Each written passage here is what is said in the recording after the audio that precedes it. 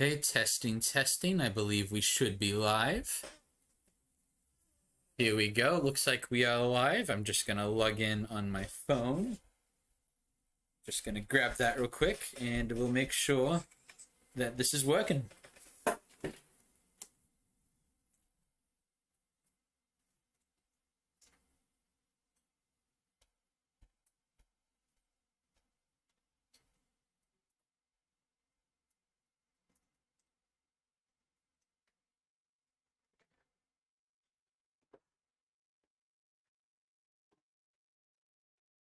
Oh wow, that was quick. Hello, Metalhead. I have not had someone join my stream that quickly. I am doing well. Just getting set up. We are about to start doing a live stream of animating my pirate video that I am working on.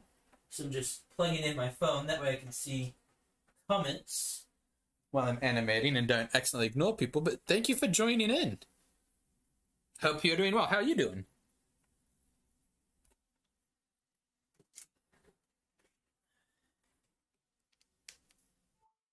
Go. Almost completely set up.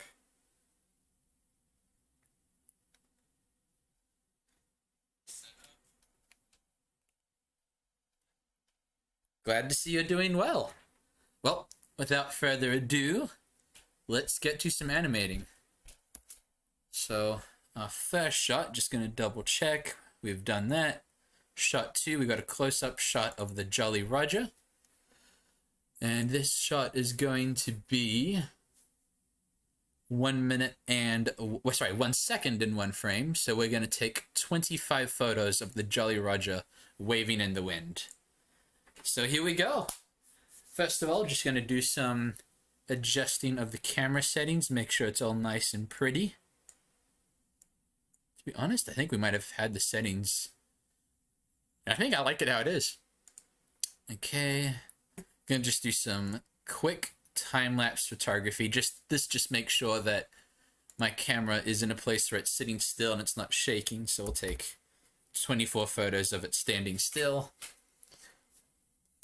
This isn't something I always have to do, but it is helpful, and it only takes up a couple extra seconds, maybe a minute, to double check to make sure your camera is still, and it is definitely worth it.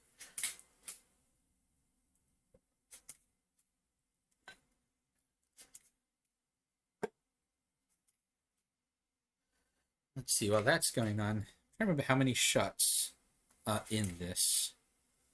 Let's see, there is 78. My goal is to finish photography on Saturday, possibly Sunday. I'd like to finish it on Saturday, though. That way I can edit Sunday, and then I'd like it if this video can go live. But I post it early for patrons, so if the patrons got it maybe Sunday night or Monday morning, then I could post it either Monday night or Tuesday morning. I like to post in the afternoons and evenings, so I'm expecting a Monday or Tuesday release, is what I would guess. Okay. Oh, and the camera is perfect. It is still, so we can delete the test footage. Go back to regular onion skin mode, back to normal. And let's begin. Thank you, Metalhead. Yes, I am putting a lot of effort into this, so thank you. Okay, I guess here we go. Photo number 1.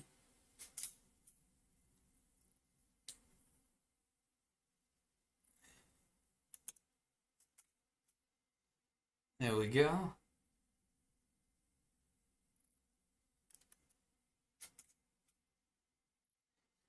It's tempting to try to make the flag move more right now, but it's not meant to be that crazy of a time at sea during this video yet. So I'm having to move the flag rather gently. Let's have it start to come back this way now. That's a little too much. There we go.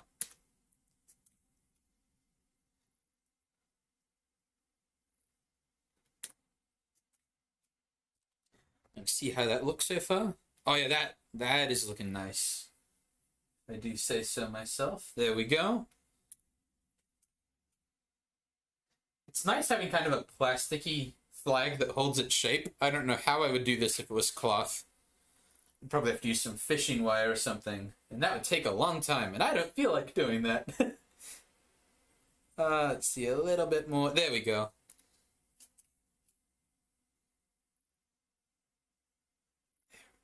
This is so much easier than the shot I animated last night.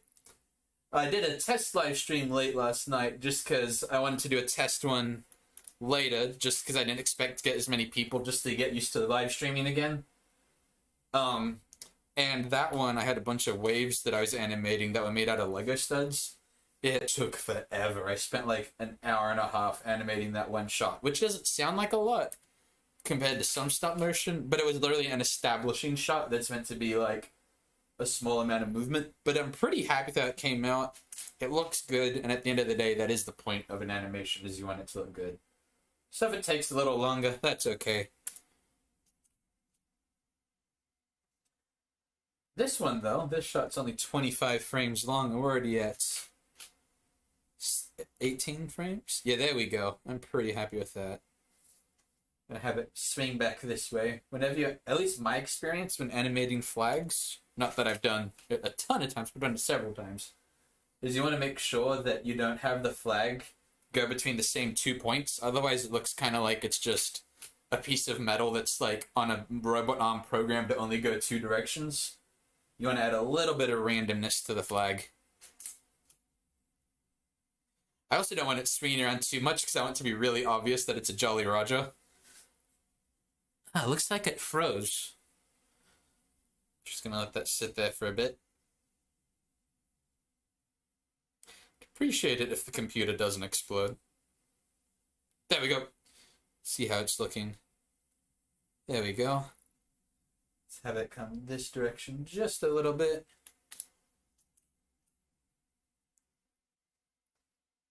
Then back in.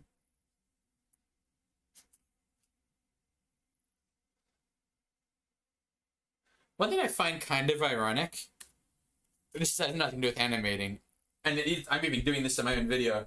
I like how whenever we do pirates in media, we always portray the pirates as the good guys. So as you can tell by the title of the stream, this is them fighting the Kraken. So yeah, it's the pirates versus the Kraken. But I like how, like, even in the Lego sets for pirates, it's kind of portrayed as if, like, the Imperial soldiers are the bad guys and the pirates the good guys. I don't know. It's kind of interesting. Same with Pirates of the Caribbean. We always want Jack Sparrow to win. We don't want Lord Beckett to win. There we go. And usually I don't edit my video as I go along, but given that it's a lot of green screen, I am editing at least basic, just making sure the background's good between each shot, just because I don't want to take a bunch of photos and then none of them work. Okay, there we go.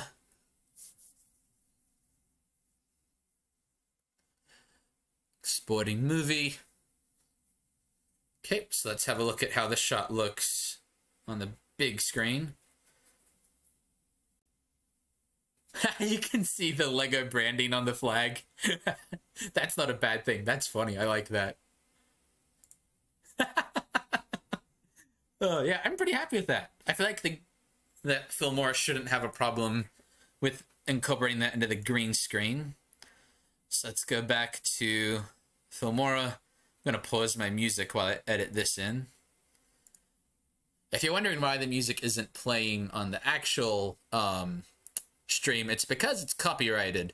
So, and I would like to not get a copyright claim today. Okay, video, import media. Let's see, that's from the teaser render from the short today. There we go. So what we're going to do is we're just going to drop it here. I'm not going to worry too much about color correction or anything right now. I'm just making sure that the green screen removes the background correctly. Oh, hey, Caden. Thanks for joining. Like the pirate flags. So now let's get some stock media, which is where we have the color. I like to use kind of, where is it? I'm a little colorblind, but this magenta-y pink color, because that's one that when you're testing to make sure it removes the green, you can tell if there's pink leading through or red bleeding through the shot. So we're going to go to For some reason, it's marked AI tools. I even mentioned this in the stream yesterday. I don't think I would count chroma key and green screen as an AI tool. But hey, that's where it is. There we go. Oh, perfect. That shot's fine. It is done. Yeah, that's going to be fine. Man, I don't even have to adjust the settings. I'm just going to play that through just to make sure there isn't any blurring.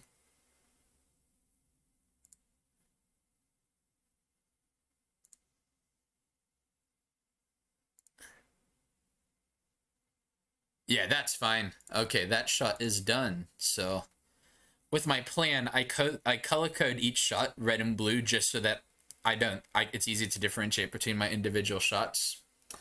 So once it's done, though, I delete the blue below it and I replace it with green to symbolize that it is done. And it makes it like I've got a giant progress bar. Generally, I don't, so generally when you're filming, it's best to not film the video in order, but film it in terms of the same camera angles all in a row. But without spoiling it, but I feel like you can figure it out. This is a Kraken attack, and the pirate ship is going to be damaged as we go. And I don't want there to be, I don't want to have to go back and forth double checking, like, was this part of the pirate ship damaged in the last shot? So I'm just filming it in order. It's going to make setup take a little longer, but in the long run, I believe it will make it much easier. Okay, so the next shot is we've got a front side shot of the big ship sailing. So I'm going to just double check to make sure the angle. Okay, so with it being the big pirate ship, it can't be too much of a side shot. So now we're going to move the camera into a new position, start a new shot. I suppose in this program it's a new scene. There we go. If you're wondering why it's KRKN, it's because you can only fit 5 letters, so I decided to just get rid of vowels. So instead of the Kraken, it's just the Kraken, or however you'd say that. There we go. Okay, so I've got my big pirate ship ready. I'm actually borrowing the Brickbeard's bounty for this video, which is really nice. I'm borrowing it from Bricks and Minifigs in Springfield. So if you are in the area, I highly recommend you buy your Lego from them. Hashtag not sponsored, I just really like them. And they let me borrow a pirate ship. And if someone lets you borrow a pirate ship, they just instantly become one of your favorite people. I'm pretty sure that's just a rule. Okay, so let's figure out how we're going to set this up. I kind of like to have it that... I'm going to just make sure my notes are the same here. I'd like to have it of the boat kind of sailing towards the camera, I think would look cool. So this might require quite a bit of setup. I'm going to turn off my battery-powered lights so that way we don't chew through all the power. I'm able to charge one of them at a time while we're filming, but aside from that means that eventually one of them will die if I go too long. To move, I am putting my headphones down. I'm going to keep talking, but I might be a little bit quiet for a bit. So I'm going to move some lighting now. And you can see part of the pirate ship right now. And I've got a feeling, yeah, I'm going to have to rearrange how I have the blue. Unless, double check how long my next shot is. If I let it do. So that is... Ooh, that's actually not very long. We might actually be able to keep the blue setup how it is. I think what I might do is lower the camera.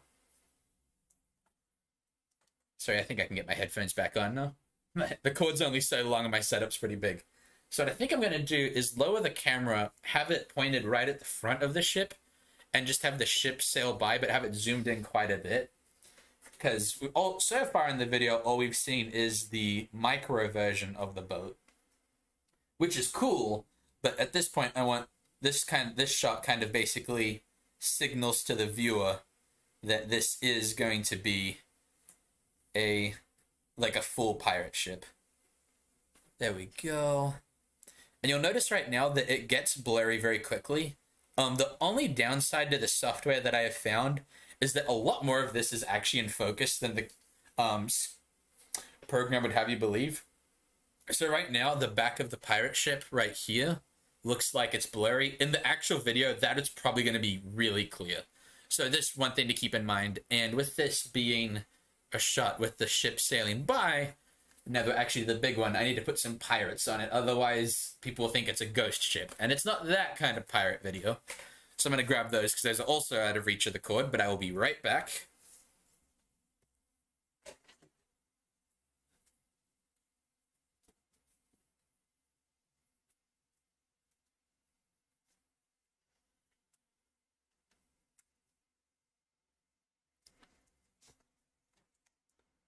Okay, the pirates are now all within reach, and we can get to animating. Well, not animating, getting it set up. But then I am going to check first, though, is as the pirate ship goes by, will that reveal any seams in the water? No, it does not. Awesome. So I'm going to have it start like, maybe about there, I think. And have it... I just noticed that part of the back of the ship is not put on correctly. Probably should have the boat actually put together for the pirate video until the Kraken attacks, at least. It'd be kind of weird if before the Kraken attacks that it's already destroyed. Okay, it looks really dark right now, but it's because I haven't added my battery lights yet. My really bright lights that you can see right now, I've got pointed at the green screen to try and make it that it's all uniformly the same shade of green, which means that it'll be easier to edit. Okay, so now just got to populate the pirate ship. Now I know that Kevin the pirate needs to be near the front right side of the ship. Wait a minute. Let's see. Oh, wait a minute. No, he's on the front left side because the pirates. Yeah. I almost did it backwards. So Kevin actually needs to be near this side on the front. And if you're wondering what I mean by Kevin the pirate, to make sure that I actually kept track of which pirate, every pirate being in the right place, I named all the pirates. Although I'm not going to pull out the list of their names because it records who dies and who doesn't. Oh, I suppose I did put a spoiler warning on this video, but I'd like to at least not reveal it until I get to it. I'd like to surprise you guys a little bit at least.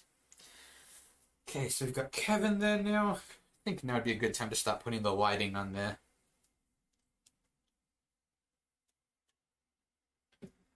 Okay, getting light number 1.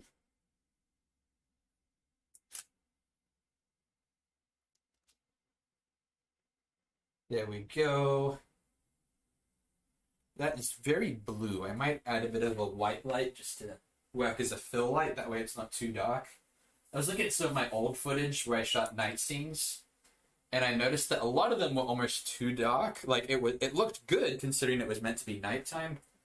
But it's not just meant to... Like, it's cool if it's dark for a nighttime scene, but it also needs to be, like, watchable. So... probably make one of these a white light. Let's see, maybe this one? Let's see, technically speaking, the moon's from this side, so that should work just fine. Nope, don't want a flashing light. There we go.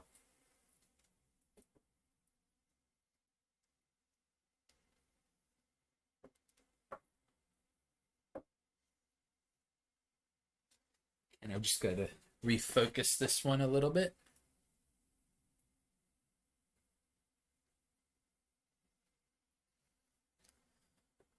Let's see here. I wonder if it would be better to have the fill light coming in from the back. Oh, that actually does look better. Yeah, I think I like that better. Yeah, that looks good. Just gonna... Might try having both the lights be white, see how that looks. Then just changing the tint in post.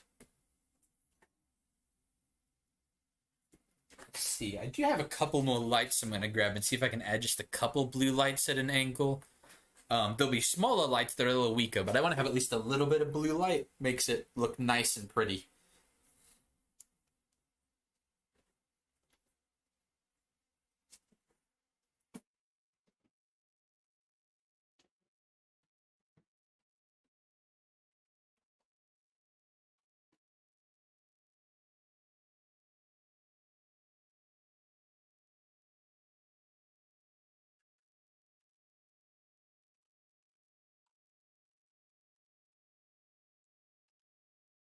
There we go. Kind of funny, the light I'm grabbing right now, it's kind of one of those, like, old ring lights from Walmart that I guess for some reason they've been rebranded as, like, TikTok lights, but I'm pretty sure ring lights existed before TikTok. That was sarcastic. I know that they did. Okay, oh wow, this light's really bright. Perfect. Just gotta get blue. That looks blue. There we go. Now we got some nice blue light reflecting. I think I am going to take my light down because it's kind of just sitting there without a stand. It's literally just a ring light lying on the ground right next to the pirate ship.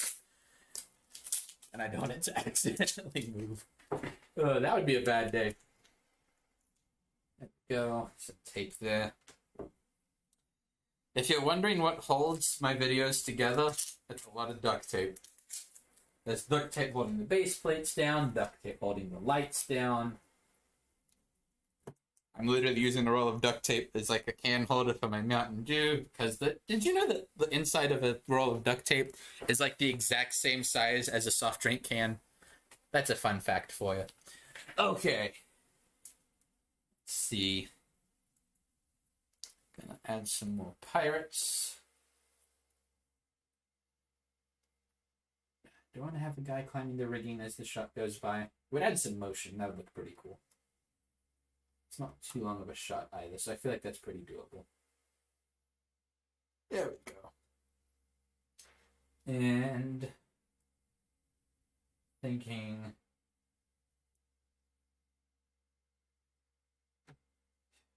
just going over my head because the Kraken attacks from a particular side and I need to make sure that I plan it right. Yeah, so the Kraken attacks from the left side of the ship. Yeah. So that'd be port. Not that the nautical direction matters, but I want to keep in mind how this actually works. And a pirate below deck. And let's see. This pirate's technically in the crow's nest, which cannot be seen, but maybe in the reflection that'll pop up. It's occasionally a problem. Go. I can already see a possible problem with moving the pirate in the crow's nest, that it might shake the mast a lot, but I think we'll be able to get it to work. Got a pirate there. Just gonna fill the inside with a couple pirates, just so that if you can see some of the inside of the ship in the reflection, it's not gonna look like an empty pirate ship. There we go. And I think one more pirate for good measure. This one is a red hat. So we'll put him next. And put him. I'm sitting down. He's taking a break near the back. Technically, I think the amount of pirates that I've got in this video wouldn't all fit in the pirate ship, but that's okay. I want there to be lots of pirates for this video, because you gotta have a little bit of cannon fodder. Okay, I think I am ready to begin this shot. I believe that the camera should be well settled, so I'm just going to take a couple photos to test and make sure that it looks good. Oh, thanks for joining, Metalhead. You have a good night as well. It was great to have you at the beginning of the stream. Thanks for dropping by. Have a wonderful night.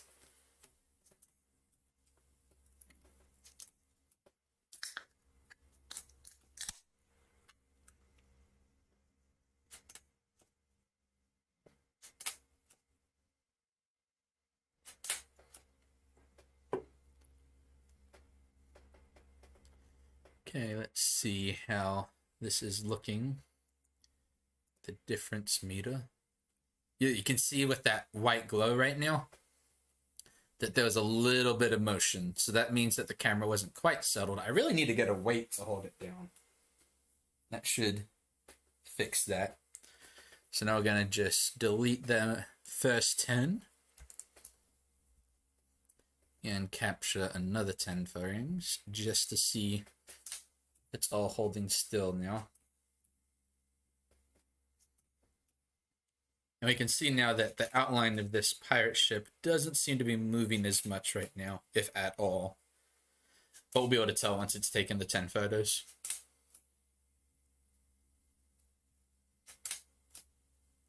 I've got kind of a lofty goal of trying to do, I'd like to do 19 shots tonight. There we go. There's pretty much no motion now. So I think we're good to begin this shot. But yeah, I've got kind of the lofty goal of trying to do 19 shots tonight. If not, that's okay. We'll live. But I would like to get ahead of schedule because it makes the actual filming a lot easier. Okay, so I'm going to set pirate ship back just a little bit. There we go. And I just realized I don't have my music on. Need some pirate music. There we go. Okay.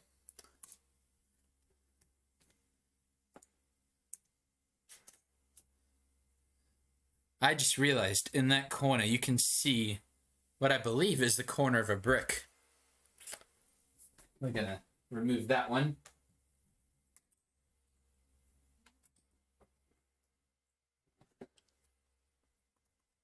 Oh, it's a different brick. What is... Ah, it's the one in the background.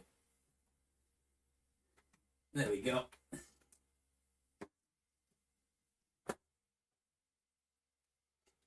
Oh, if I want to be really technical, I could add waves in this. I'd be really technical. Why not? Let's do it. Let's add one big wave. Bought a couple hundred Lego studs. I might as well use them.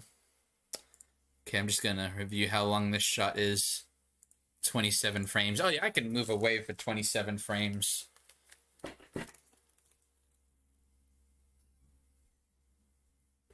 We don't make stop motion videos to skimp out on quality. We make stop motion videos to make cool stuff. There we go. So I'm just gonna make one side of the wave right now.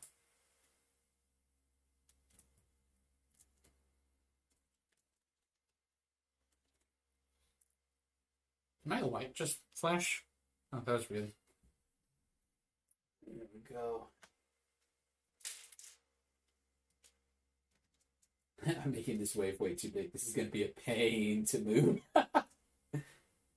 Oh well, it's going to look cool, so it's worth it. Anything for the rule of cool.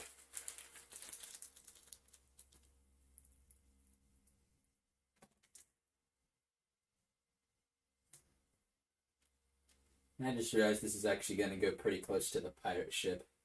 So I'm going to have to make sure I don't bump it. But that is okay, because it's going to look awesome. I hope. If not, I'm going to feel really dumb for having done this. Let's see. 1, 2, 3, 4, 5. And then 3, like that.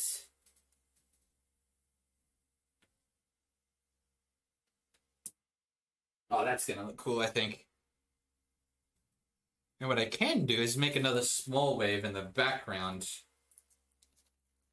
Yeah. I said I was going to make one wave, and here I am making a second one. But if I make like a smaller one...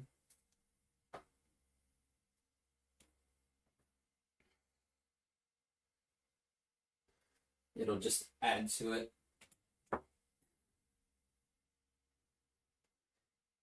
This one can be nice and tiny. This one's only going to be 6 Lego studs.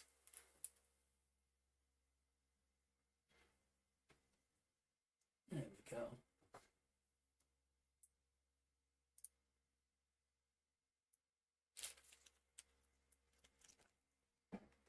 Okay, now we can begin this shot again. And here we go. And we're going to only move the waves on even frames. Because moving them every frame makes the waves move really fast. And this is not a gale force weather situation here.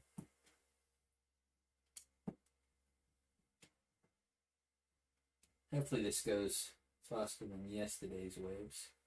And I'm already noticing a problem. My hand's going to be underneath the ship. If I can approach from the other angle. Aha! I do have room. Perfect. What did I do?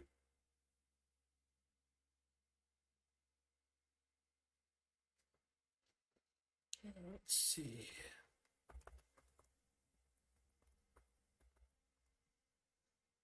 Go.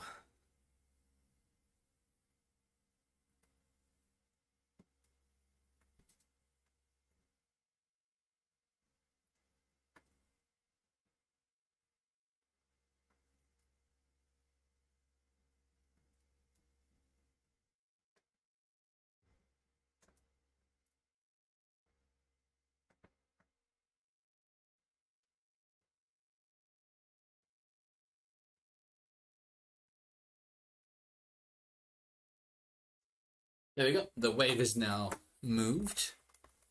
So we can focus on moving the bounty. Let's see, is that too much movement? I think that'll look good.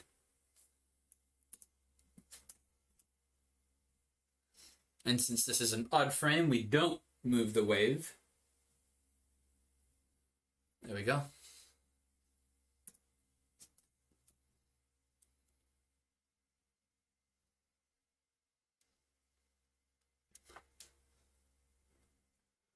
And now we're back to odd frame.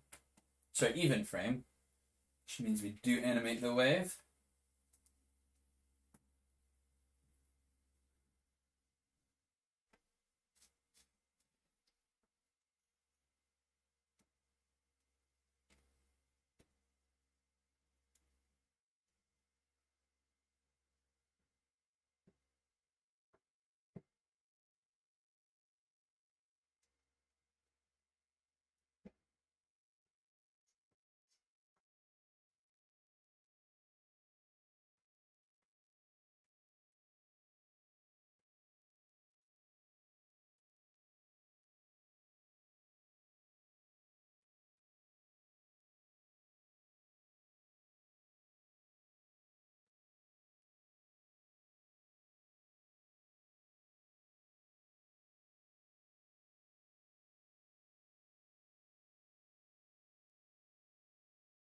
There we go.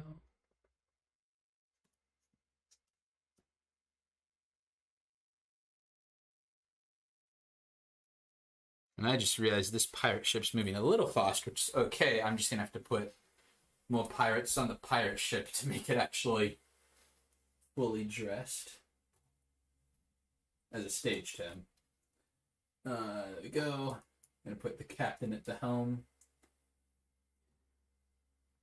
I'm going to add another pirate in blue.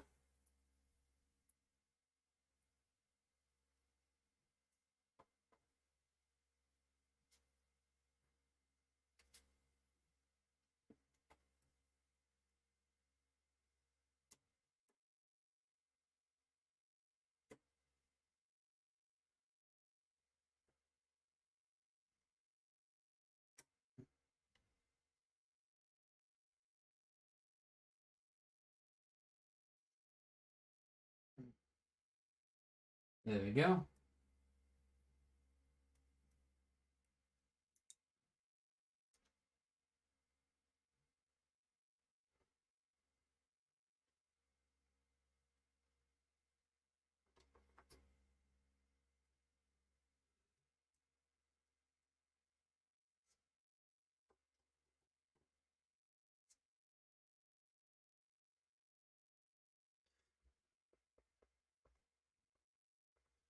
Okay, we're up to an odd frame again. So moving the pirate ship forward.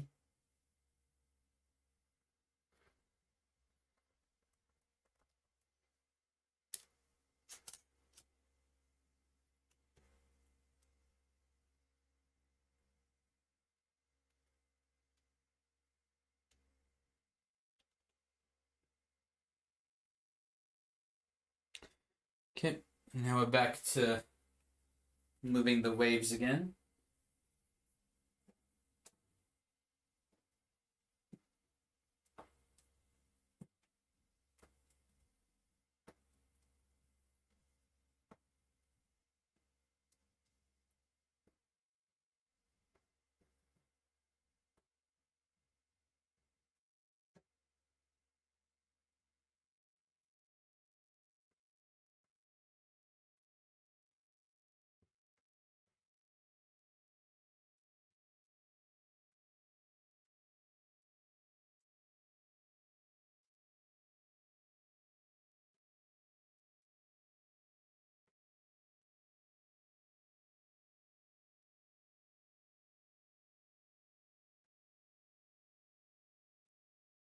Move the bouncy forward just a tad. Oh, I moved it a little too much forward. Move it back just a hair.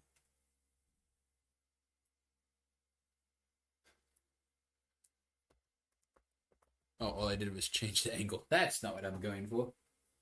I'm going to pull it forward just a little bit. Too much. Let's see. How's that? A little bit too much.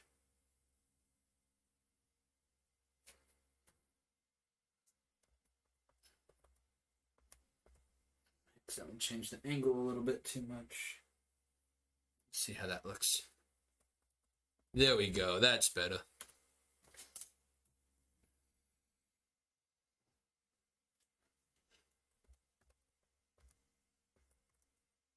Wide frame, so it's just the pirate moving.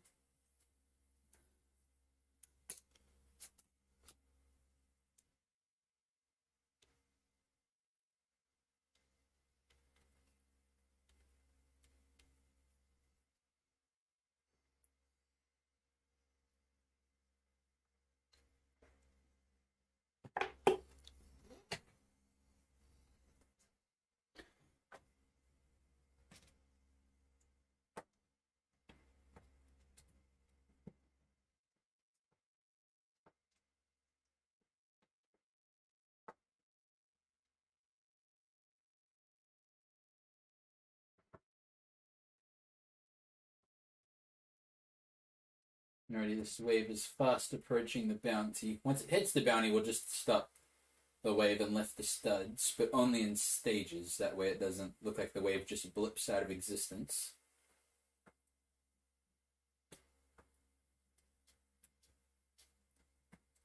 There we go.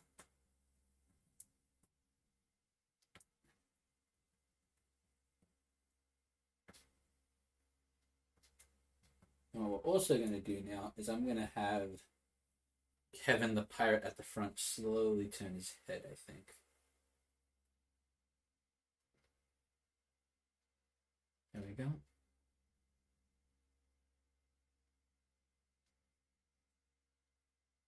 Let's see how that looks.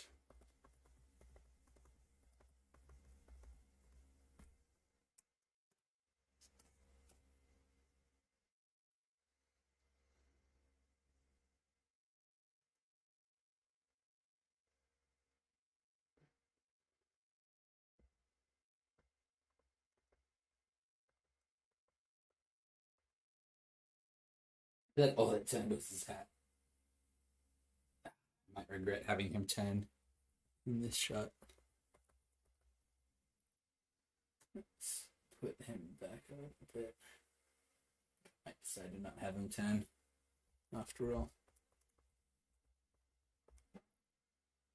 Just because with this shot it's a little complicated. And I nudged the pirate ship. But I can put that back.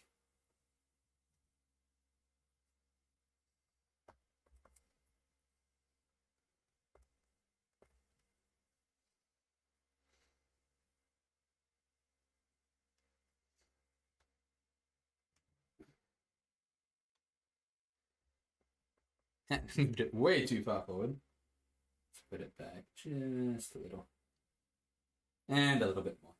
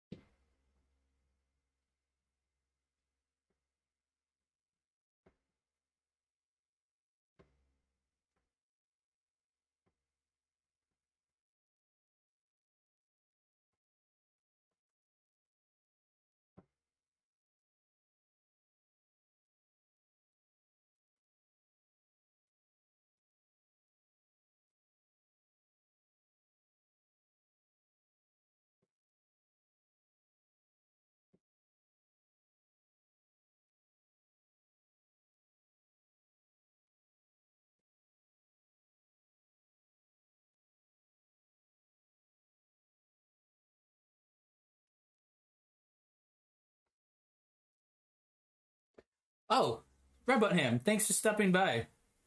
Have I ever used a build this large in a video?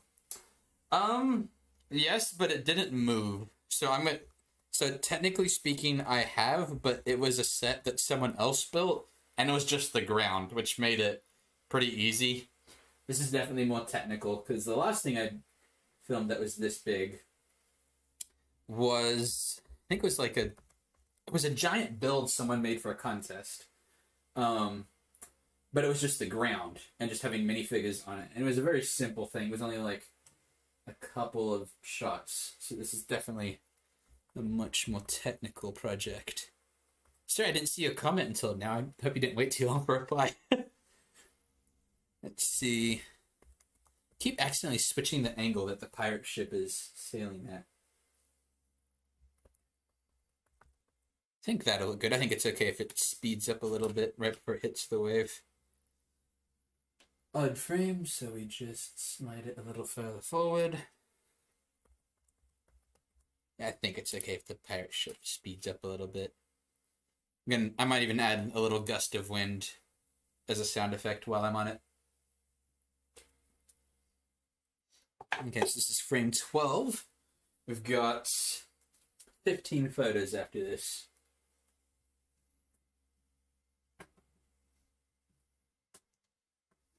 One thing I can't wait to show you guys once we're up to it is I spent a while building all the tentacles for the Kraken once it attacks.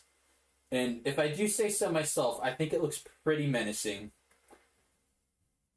So I'm excited for it. Ironically, the one part of the Kraken I haven't built yet is its body, because you don't really see it. Although I do want to have something built for it once I get to that scene. Just because I want to be mindful of its size and like where it is.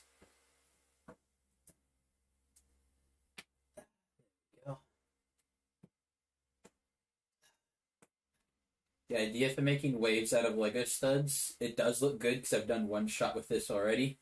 But dude, it's tedious. It is so tedious moving these waves.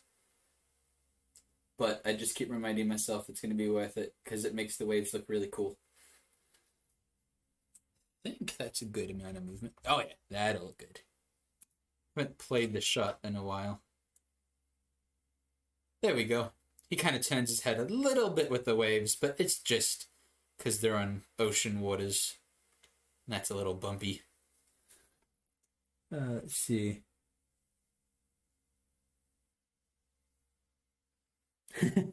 Thank you, Robert Ham, for the good luck wishes. Thank you for stopping by. And I hope you have a great night. And thank you for the well wishes of the Mountain Dew chugging as well. I've got 3 cans in the fridge. My plan is just to have one tonight, but if it comes down to it, no. We're not going to take that much caffeine, I hope. That would be irresponsible.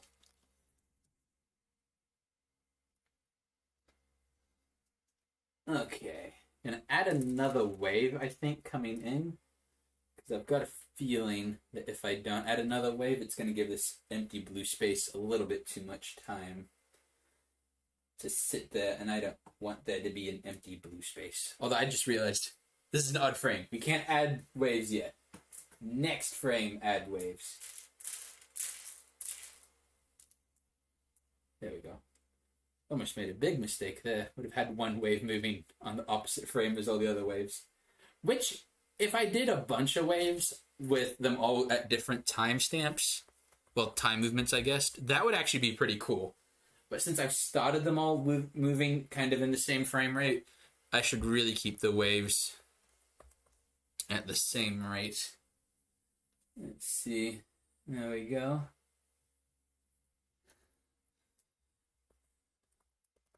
I think I turned it a little too much. There we go. Let's see how that looks. Oh, that's the wrong way. I turned it. I tried to correct it the wrong direction. Let's do that. How does that look? No, that's not right. Okay, time to do some delicate adjustment. One thing I'm noticing right now is that the flat pieces at the bottom of the pirate ship, given their shape, they keep hooking on a on the studs on the bottom of the on the top of the base plate. So in my next scene where it's moving, I'm going to remember to modify the bottom of the pirate ship. Let's see, how's that looking? Okay, it's still drifting out a lot. Let's try it like that.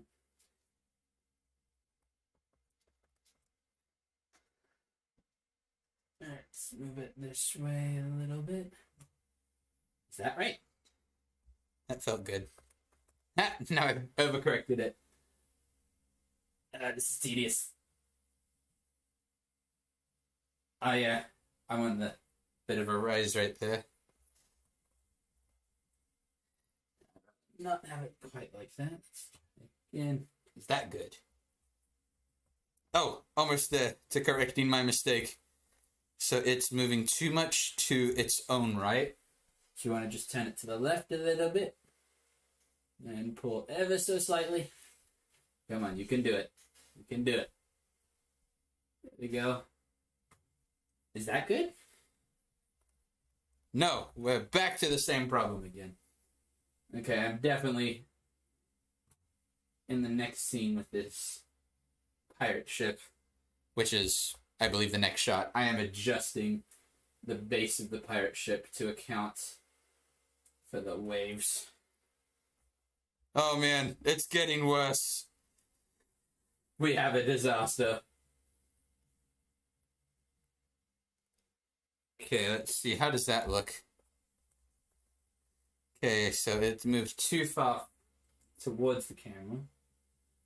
Does that look good? Think we can have that much of an angle change if we just push it back a little bit?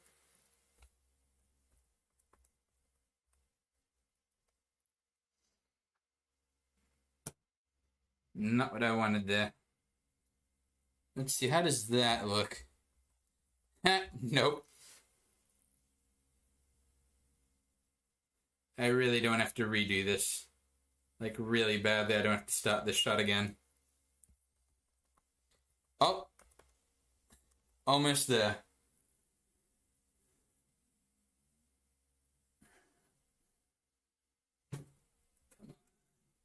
Play nice. There we go. Okay, that looks better in my head. There we go. How about that? Oh no, it's decaying at an alarming rate.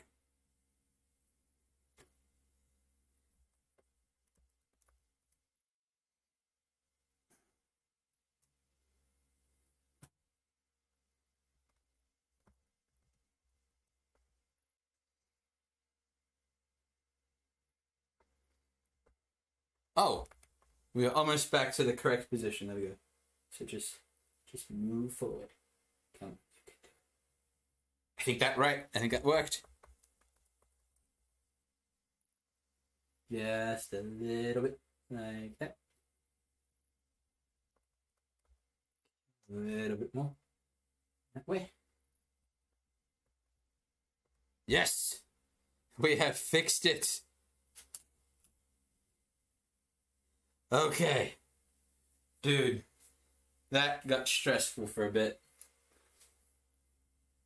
Okay, now we can add the new wave coming in. Actually, I want to have it start back here, kind of in between the other two waves. And this one's going to be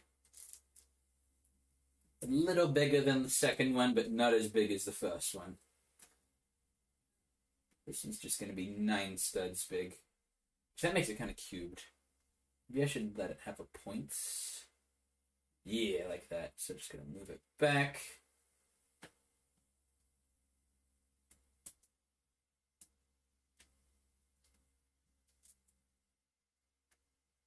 Ooh, I think this is actually starting to look right. Yeah, there we go. I know you can't see all the wave because I'm animating it before it gets to the edge, before it gets to the within the shot, just so the reflections are consistent. But I think it looks good. There we go.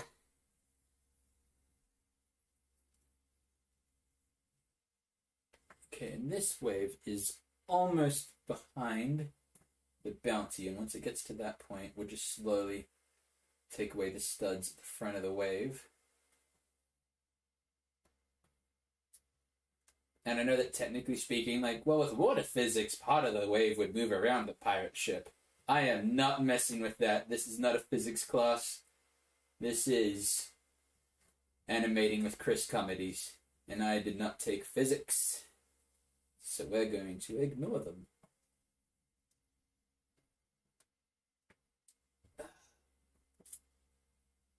If I have back problems when I'm older, it's because I bent over a table moving these studs. Okay, there we go. I'm just going to move the tiny wave. It'd be really weird if one of the waves just stopped moving. To be fair though, if one of the waves stopped moving, I bet you people would be like, oh, he foreshadowed it. The Kraken appearing, that was foreshadowing that wave stopping was like one of its tentacles going near the pirate ship. And then if that mistake did happen, I'd be like, yes, that was totally what I was going for. I planned that far ahead. And then I'd have to cover the fact that it was actually a mistake. But thankfully we caught it, so no deception required. There we go. Moving it forward just to... Stop sliding the wrong way. This pirate ship is being stubborn. You know what? If it rolls over a little bit, that's what the ocean does. We can live with that. I think it might actually make it look better that way. Okay, so back to an even frame, which means we move the waves. Reminded of future me for the rest of the video is we are not going to have waves moving in every single shot. We can try to have the shots inside the pirate ship actually be mostly inside the pirate ship, so I don't have to really do any waves. That'll save me a lot of time. The pirate ship moved, I didn't even touch it. I am remodeling the bottom of that pirate ship once this shot is done. That is ridiculous.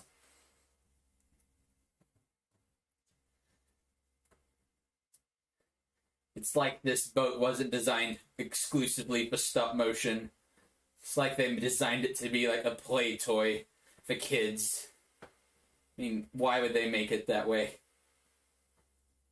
So many Lego studs. This better look good. So many. There we go. Thankfully this shot is only 27 frames, and I believe we're at frame 16. Which means I only have to move these like 5 more times. Something like that.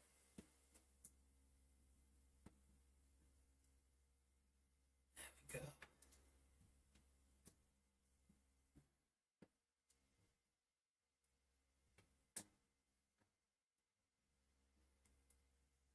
go. Okay. So I believe we've got the waves moved now. Man, that pirate ship moved a lot when it fell. Off that stud connection. Let's see, is that the correct direction? Okay, so the movement forward is correct. Move it this way just a tad. I think that'll fix it. That actually looks pretty good. Okay, so just move it back just a little bit. I see the premise here. There we go. Yeah, the back of the ship is swinging out too much. This is not Tokyo Drift. It's a pirate ship. No drifting. Now I've overcorrected it. Let's see how that looks. And now it kind of looks like... Oh, wait a minute. It looks like the blue base plate moved. How did the base plate move?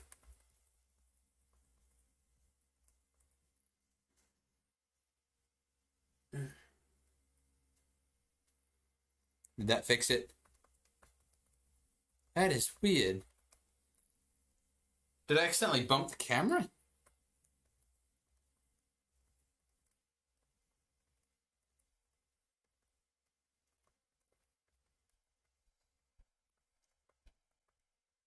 Really sure what happened there, but thankfully it's the water that's moving, which I feel like shouldn't be too much of a problem. Let's see how it looks.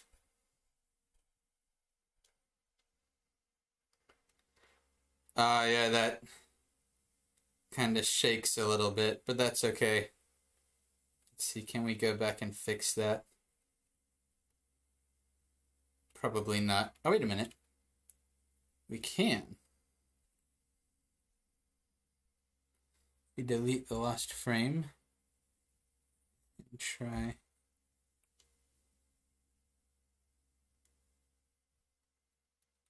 So it goes up.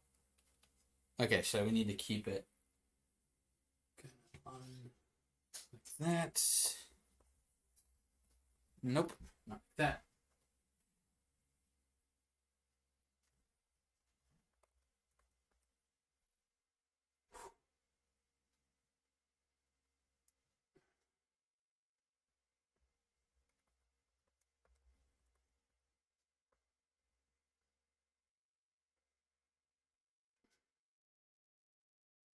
Let's see how that looks.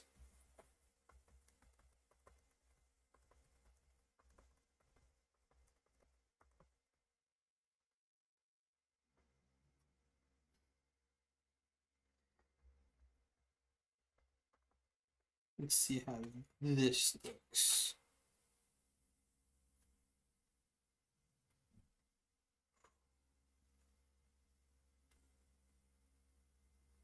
There's a little bit of a bump to it. But what I think I might do is the bump is right before the wave appears. Got two options here.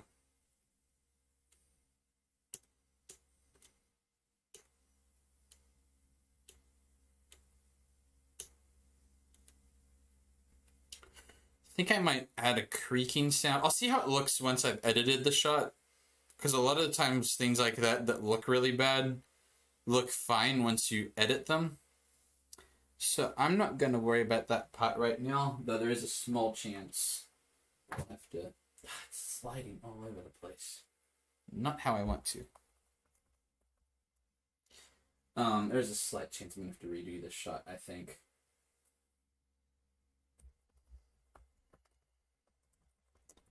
You know what?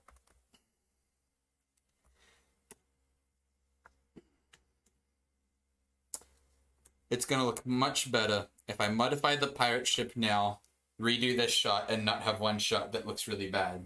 So, we're going to have to restart this shot, unfortunately. But that is okay. That is part of the game.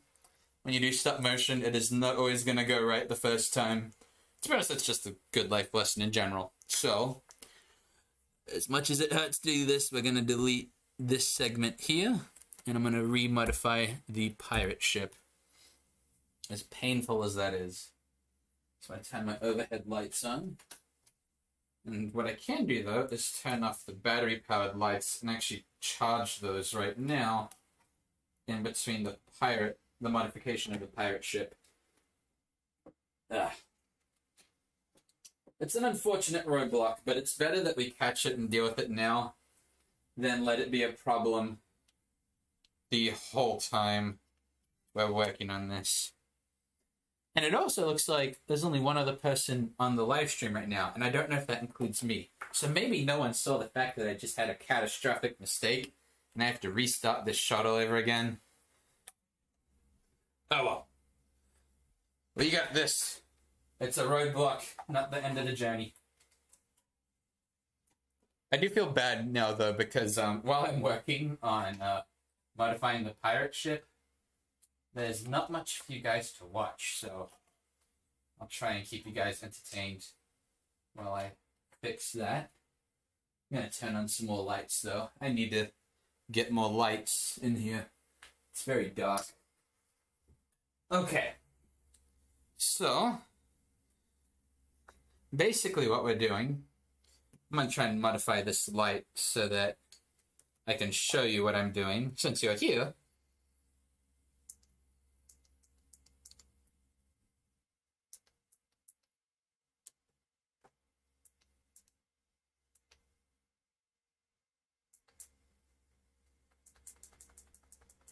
Yeah. Okay, there we go. Okay, so I know the lighting's not super great right now, but that's unfortunately just how this is with my setup right now. But hopefully I can make it a little bit better for you guys for next time. But basically what I'm doing is if we turn the pirate ship over, you'll see that the bottom of it is held with these circular pieces. And that's what's causing all our trouble, is that those circular pieces are catching on the tops of the space plate, which is making it not work very well. Oh, hey, Lego. Thank you for joining the stream. You actually just joined at a wonderful moment. I've been trying to animate this pirate ship, and the bottom of this being curved has made some difficulties. So I'm actually in the middle of modifying the Brickbeard's bounty to allow for a better movement. So I just need to find where my reverse flat square tiles are. And if I can get several of them, that'd be great. The color of them doesn't really matter too much, although I'd like to keep them brown or gray. No, it really doesn't matter that much. I just need to find them. So for those of you who have seen my daily builds, I'm at my Lego shelf right now, trying to find the piece I'm thinking of. Let's see. I feel like I should have some in black. Oh man, I know I have them. They're in here somewhere.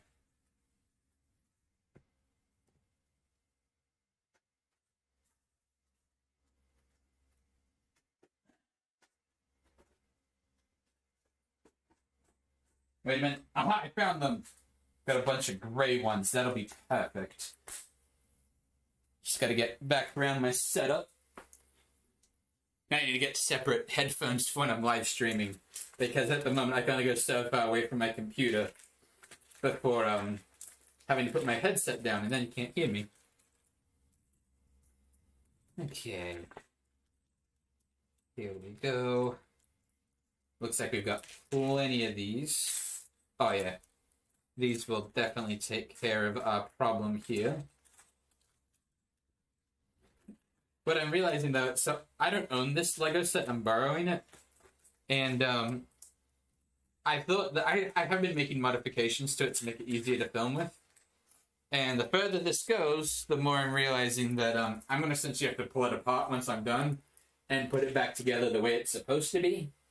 So expect a future live stream where we put this back together how it's supposed to be. But that'll be fun. A building live stream should be, at least I think it would be a lot easier than this.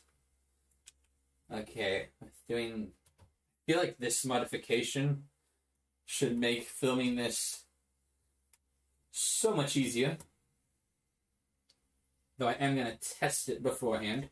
It's kind of funny, I spent a bunch of time like planning like what modifications I was going to have to make to this to make it work. And then, of course, there's always something that you forget about. That's okay. I want to do it like that. There.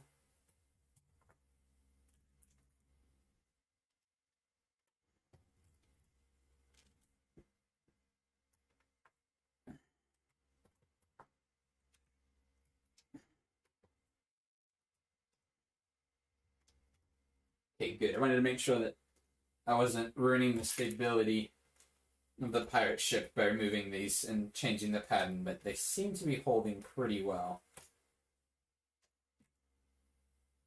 There we go. And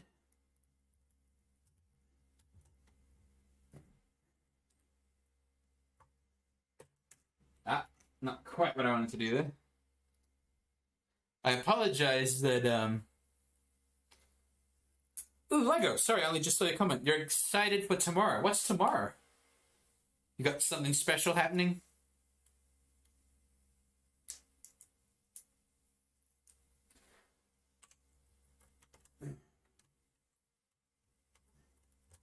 Oh, wait, are you in...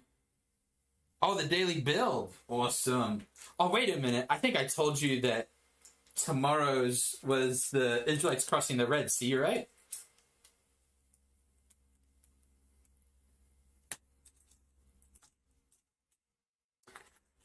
I planned the daily build so far in advance, I honestly forget when each one's coming up. Yeah, I believe that is tomorrow. Awesome.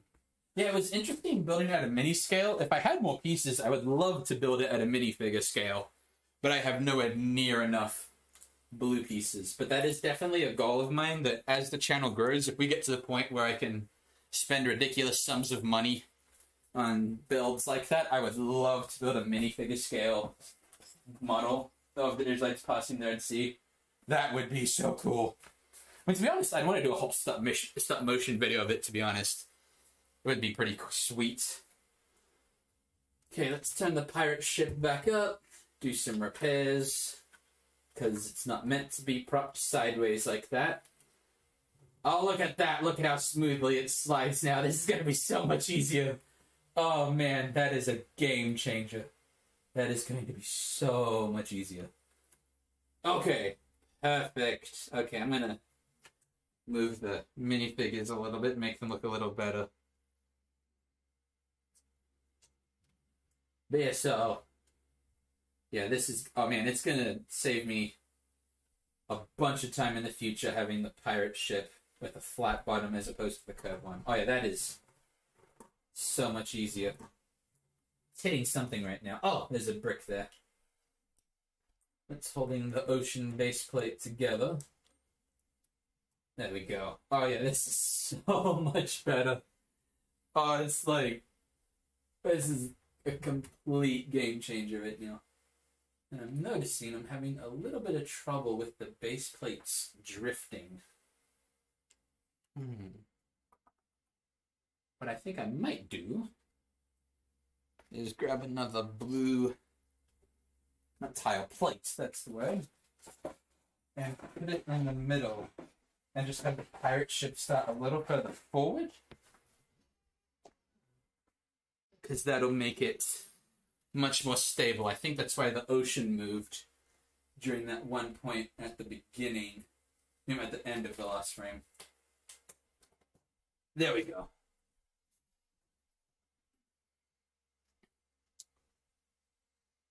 Yeah, so I'm going to actually have it, I'm going to be changing the shot a little bit right now then.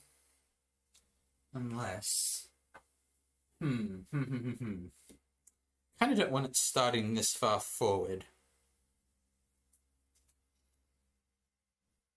No, Lego, I don't think I have seen your stop motion. I didn't know that you had a channel. I'm going to have to check that out sometime. What kind of videos do you make?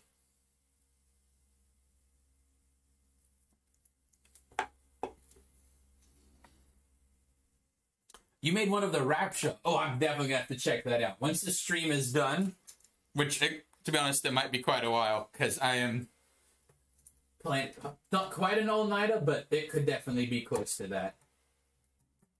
But yeah, I will definitely check that out. I'm noticing that this is a little unstable. Let's see. There we go.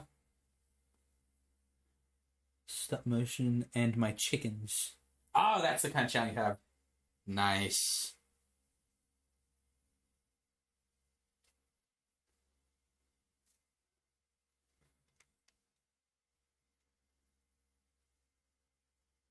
Let me just check something real quick.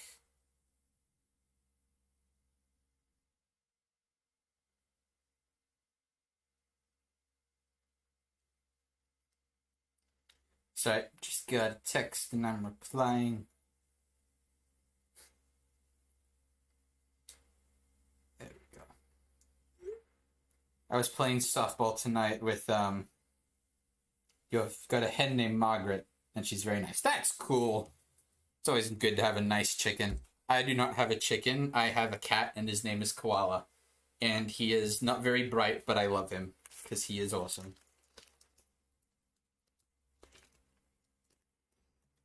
I'm sorry, but before what I was saying is, I just got a text because we played softball tonight, and I am not good at softball, or just, to be honest, sports in general.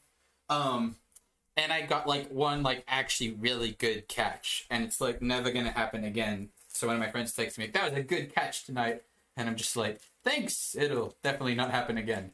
Yeah, it was softball at church. We had friends, not friends and family. We had a family night tonight. So during the summer, we have family nights at our church. We do usually one Wednesday a month is a family night, so we'll play a game. Usually it's softball or volleyball. Oh, you do that too? Nice.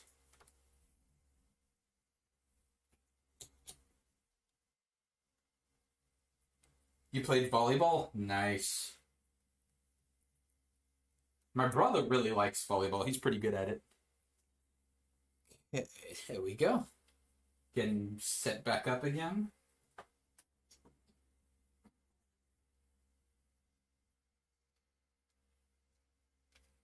Ah.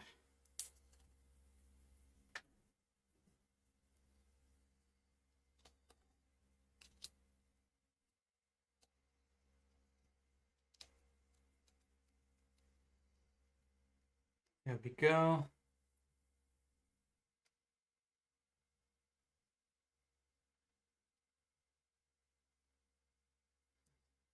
Okay.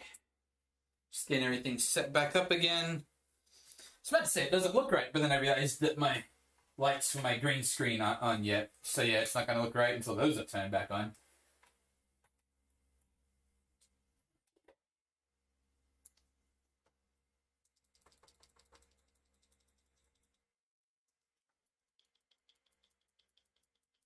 And we are back in business. There we go. So since we've changed the angle and position of the shot a little bit, I'm going to change how we're doing the waves. Because at the moment, actually, we could still do the waves at that angle. It's just not going to... they're just not going to be visible as much. But that is absolutely fine. Let's see. Trying to get my light back to blue. There we go. Make sure it's nice and bright. But it's still too bright, but then I remembered. There we go. Got a little bit of glare on the helmet. On his helmet, his hat. So let's turn that up a little bit. Okay, not that much. Maybe I'll just turn the light down a little bit. I'm a little worried that the yellow of the build is going to blend into the green, but I feel like it should be able to handle it. Let's see. Changing the light level a little bit. What is that doing? Oh, it's making it more yellow. We don't want a yellow light. We want a white light. There we go. No, that's not what I told you to do. Don't change color. There we go. Stay.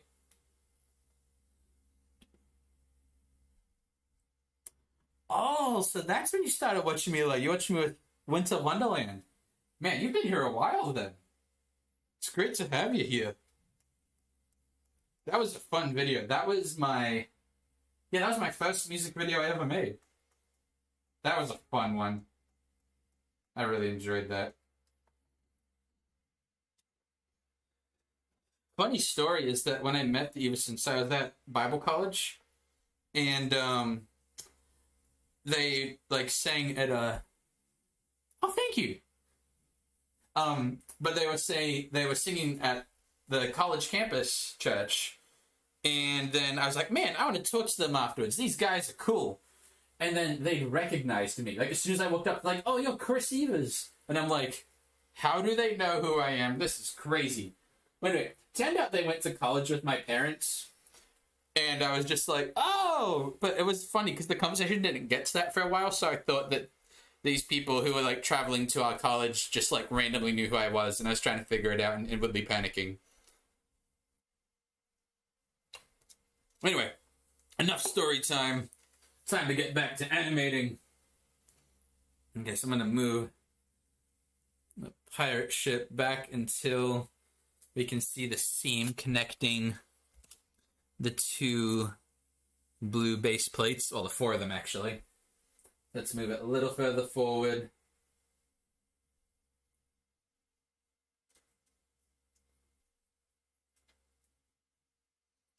So for this shot, even though technically speaking, the characters should be like moving on the pirate ship as it's going around, I'm not gonna have them do that because it makes the sails move quite a bit. And I don't actually. Wait a minute. Let's see. Yeah, it does move the sails up. I do have the sails spin down. I might have the guy on the rigging move a little bit, but I just need to be a little careful. Okay, so going back. Let's move the wave back a little further forward. Back forward. Oh no! I bumped the pirate ship. Let's see how that looks. That looks good. So we're gonna move this back like quite a bit. And then we're actually gonna get rid of this wave. Hopefully we don't have this many roadblocks once we get to the next few shots, because I've got, I think, 72 shots to do for this. And I'd like to have this video release early next week is the goal.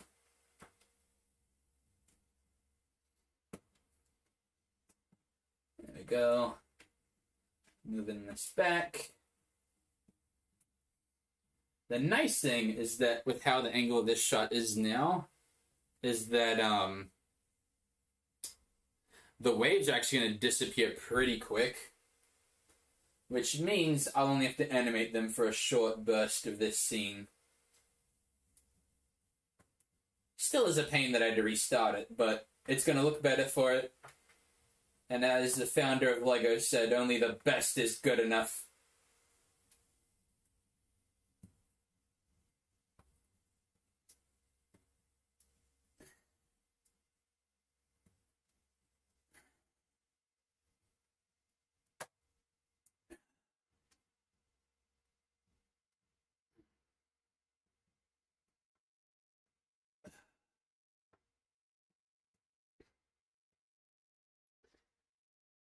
Yeah, this is going to be the first... I don't know if you count a Kraken attacking a pirate ship as a fight scene. I guess it's more of a battle scene.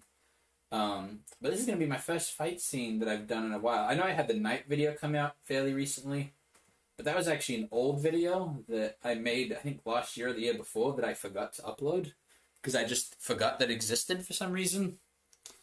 So, this is the first one recently that I have animated. So it is nice to be back doing action. I've got a little bit of glare on Kevin the Pirate's hat, but that's okay. Because it's LEGO, there's going to be some reflections. It's pretty much unavoidable. Let's see. I also like how the sails have copyright the LEGO group on them.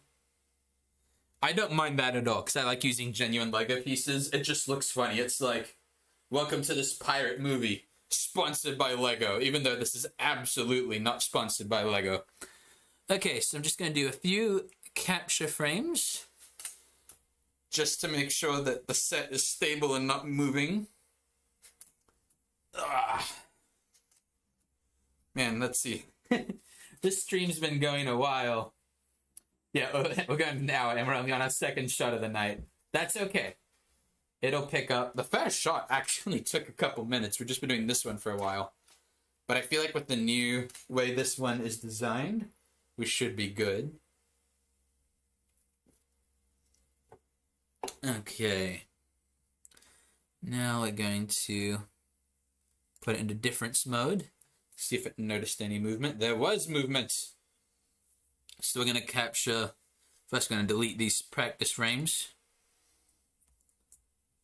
We're going to capture 10 more and make sure that there's not any extensive movement. My blue light flashed again. Why did it do that? Why is it flashing? It's plugged in. That doesn't make any sense. Oh well. If the only movement detected is that the light suddenly turned off and back on again, I can live with that. Because that's not a movement issue, that's electrical, and I'll spot that while I'm taking photos. I think we're at a good spot. I'm going to do 10 more. Just because we've had to restart this already, I'm going to double make sure that this is working correctly. Oh, hey, Jonathan. Thank you for joining us. We've got 3 people watching the live stream. New record. Yeah. How you doing, Jonathan?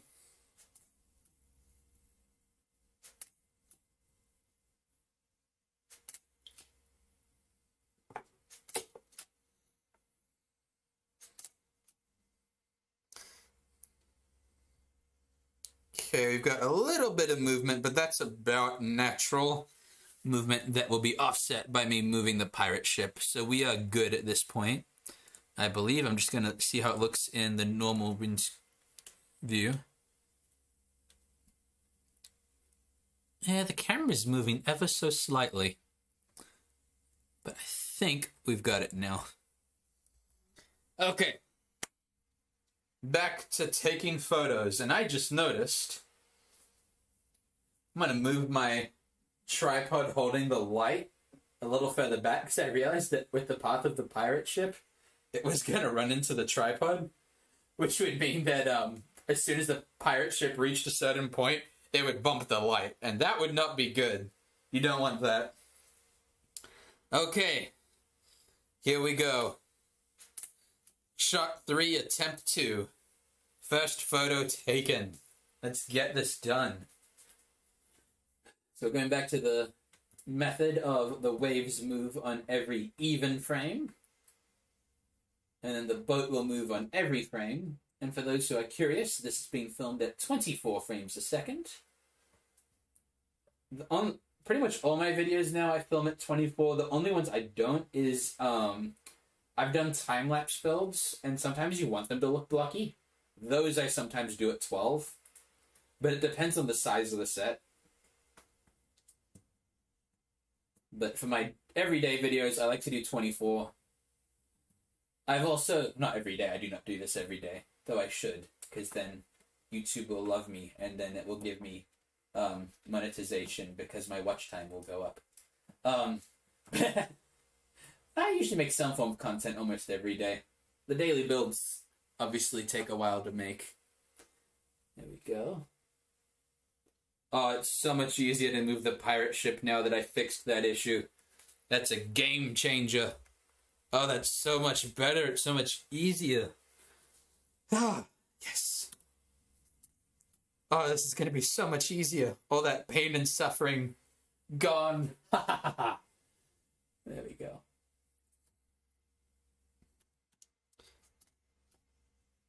Oh, seeing the comment just now about WoW 24. It is definitely something I worked up to. If you, I did not start at 24 frames a second. If you look at David and Goliath, that one was actually edited in Windows Live Movie Maker. So the frame rate actually changes depending on the scene, but that movie averages 6 or 7 frames a second. And it shows it's a little blocky, but that was my first big stop motion, and it was the first one I put on YouTube. I think I found SD cards that have my first stop motions I ever made, so I might try and put those together and maybe try to recreate them and see the progress I've made. But yeah, the frame rate thing, though, is I started off at about 6.5 frames a second. Then I think when I jumped to 12 was when I made my Unleashed combat video. For those of you who have seen it, it's the one where I have like the shadowy figure attacking all the orcs. It was originally part of a collab, but I also posted it as its own separate video. And then I think, I can't remember the first video I did 24 frames at. Yeah, I know. Yeah, my most viewed video is my first video with the David and Goliath one, which it's awesome. I'm glad people like it, but I really want that video to not be my most viewed video. I get that a lot of people think it's the funniest one, which is cool. In my head, I'm just like, I've made so many better things. Like, watch my Spider-Man movie or my Christmas movie that I spent like 5 months of my life on. That's my personal. Those 2 videos would be my favorites. I'm trying to remember when I jumped to 24 frames a second. I cannot remember that right now. I want to say that it's the Lego racing video. But then the one exception to that is that I used to enter, back when Squared Media was called Black Plasma Studios, I used to enter the animation compilations. because they didn't back then. There wasn't a rule about it had to be animated in a certain style, so I'd enter stop motions. But the rule was it had to be at 30 frames a second. And one thing I will tell you, stop motion at 30 frames a second is a pain. It should not be done. But I wanted to enter those compilations. So kind of the way I got around those is I either made the characters not walk as much, just because it's very hard to make a slow walk at 30 frames a second on Lego. I know I could animate on clay and be easier, but I really like the look of a Lego base plate in my videos. But yeah, so you can kind of tell though in some of the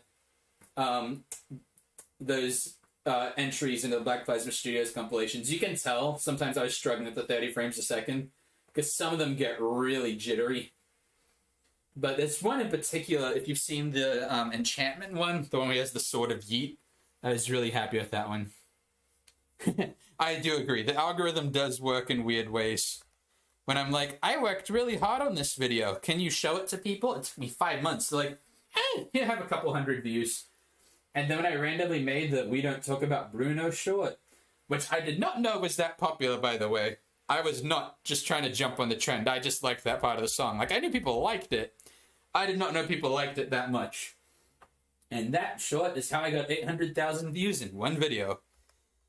Which is still my most viewed short. Which is cool, but I'm just like, I've had videos that are way more impressive than that. But it's a short using viral music, so I suppose it's fair enough. There we go. This is looking so much better than the first take at it. I apologize that whenever I check my footage that I play it over and over again really quick. That's just how I process how I'm doing with my animation. I watch it in a row a lot. Helps me see what I'm doing. I agree, Lego. If everyone who watched Bruno subscribed, I would be at, about 800,000 subscribers. That would be great. I would love that. But getting people to subscribe is actually kind of difficult. At first, I really didn't like asking people to subscribe, but you kind of have to. And I'm still learning a lot about YouTube. I am by no means a master or a guru at it, but I'm working at it, trying to put in a lot more work than I have in the past, so thought that while I'm working on this pirate video that I would live stream as well. I don't know if I'm going to live stream the very end of the video, just because part of me really wants the end of the movie to be a surprise, because without saying how the end of the Kraken battle works, I've watched, I think I watched like the top 10 Lego Kraken videos on YouTube just to make sure that no one had theirs end the same way. And I think this one has a unique ending. Now, granted, the internet's a big place. Maybe someone's done one similar. But my goal when I make my animations is that it's not just like the spitting image of someone else's video. It's okay if concepts are similar, but I didn't want the conclusion to be the same. But like one thing I noticed is a lot of people did, kind of like with Pirates of the Caribbean when they first fight the Kraken. Well, not first fight. When I think when it attacks the Black Pearl, they use gunpowder to like blow up its tentacles or something before it takes down the Black Pearl. And it's a really cool shot, and a lot of people for their Lego Kraken videos, that's what they did. Which is cool, but I don't want the ending of my one to be same as everyone else's.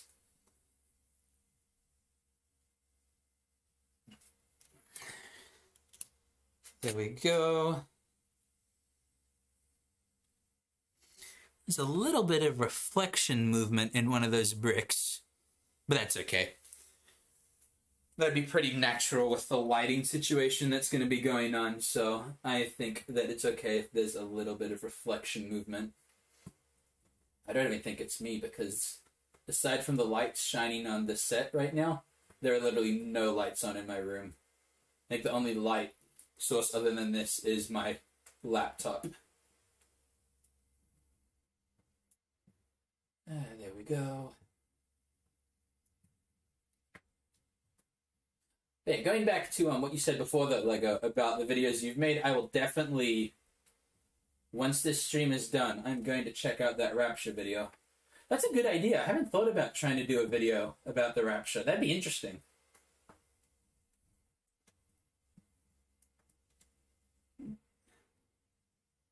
It's definitely something that I feel like would be a fun challenge to do. It's only a short. That's okay. Shorts are cool.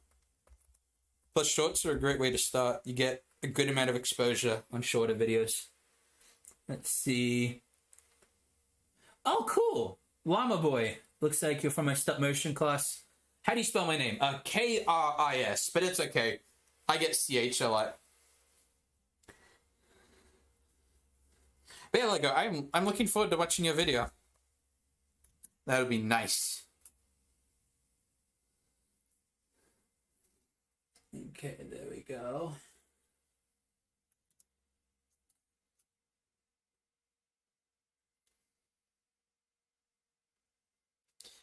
There we go. Okay, so on frame 12, so the waves do move.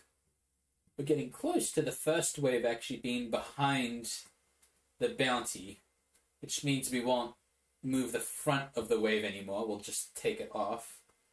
But I'm not removing them until they're definitely out of view of the camera, because I don't want waves randomly teleporting. At this rate, I don't know if I'm going to get my goal of 19 shots in one night, but we'll see. Some of them are much easier, so maybe we'll get a bit of a boost later. Plus, my work schedule in the moment is I teach at a Lego store in the afternoons, which means I can sleep in a bit. So if my animation goes late, that is not a big deal at all. And on that note, no pressure to try and watch this whole live stream. Like, this will definitely go until the early hours of the morning as well. So do not feel bad if you can't make it till the end. Ah, you did the Parker on the wall, Llama Boy. Awesome. Yeah, I did like that one. That was a good shot. Do you put your videos on YouTube yet, Llama Boy?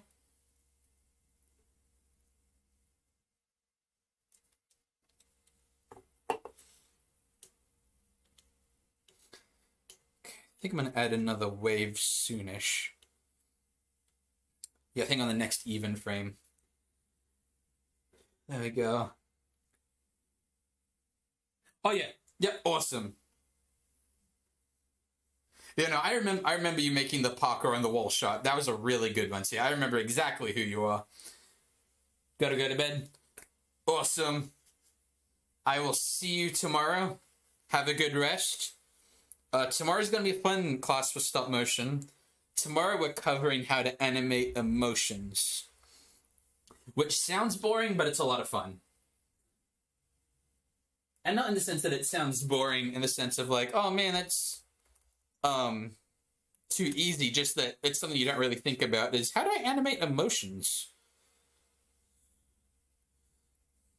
Man, with how the camera's zoomed in right now, it kind of feels like the boat's gonna like bump into the camera. But I promise you, the boat is like 1.5 feet away from the camera. That's just the angle of the shot.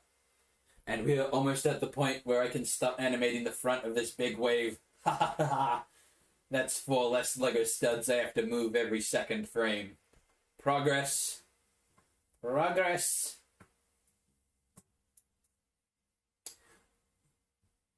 I think, Lego, I believe you're still in the stream. And if anyone else is joining, if you have any other ideas of things you'd like me to live stream that are Lego related, I'm definitely open to ideas. It would be cool to live stream making the daily builds. The only thing is, it's a much slower process than, obviously, the YouTube shorts are very short. So it does take me a while. And also, I bounce ideas a lot. So, like, for example, that giant mech that I made, that was actually my second attempt at the mech. I tried making a Minecraft-themed one, and it actually was finished. But I looked at it, and I'm like, it's cool. Like, it's not bad, but it's not cool enough. It wasn't good enough where I felt like it constituted a really good daily build. So I actually ended up scrapping that one, and the new mech that I made was so much better. The only thing I kind of wish I was able to do in that mech is it would have been really cool if I could have made it walk on legs instead of tank treads. but it's really hard for a big model to have moving legs because they get very top heavy. But hopefully I'll be able to revisit that concept sometime. Although, to be honest, the look of the mech with tank treads was pretty cool because it made it look very armored, like it could take a beating. I'm gonna just make sure I've moved all the waves.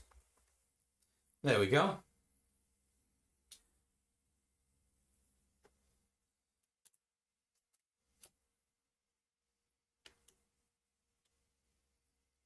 Oh yeah, this is looking so much better than the last one. There's almost no jitteriness with the pirate ship now. This is going to be well worth it, in my opinion, because this is going to be a fun video.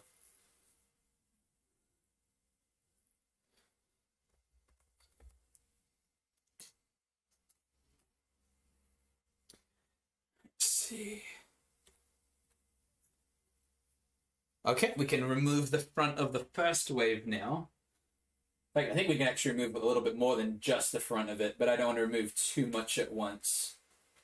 Because I don't want the wave to basically act like it's outside of render distance. We are no longer rendering waves. One thing I'm hoping to try... Man, I just dropped a Lego stud under the floor. Where did it go? The lights are off. I cannot see it. Oh, there it is. Nope, that wasn't it. Oh, I'm going to step on it later and it's going to hurt. Oh, well. I'll find that Lego stud later. Anyway, what was I talking about? Oh, yes. So what I'm hoping for a live stream next week, once this video is done, is the Jedi Bob Starfighter comes out on Thursday next week. And now that there's a local Bricks and Minifigs that I can go to, I can actually get things on opening day. So my plan is it opens at 10 o'clock, and my goal is to be there at 9:55. Because what I'd like to do is I've got some... So, complete and total honesty here. So I've been trying to make my studio, turn a huge chunk of my room into my stop motion studio. It got really messy for quite a while, which is very bad. And I just realized I did part of this wrong. Anyway, so it got very messy, and I kind of lost some stuff for a bit. Anyway, I found like $40 in quarters, so I'm going to buy it with the change that I found. Yeah, moral of the story, keep your room clean so you don't lose money. But yeah, so my plan is to buy the Jedi Bob Starfighter, and then as soon as I get home, live stream, build it, and review it, so that I can try to be one of the first non-LEGO affiliates to review and build it on live stream. And then I might cut up the live stream into some segments so I can make like a regular video out of it, but we'll see.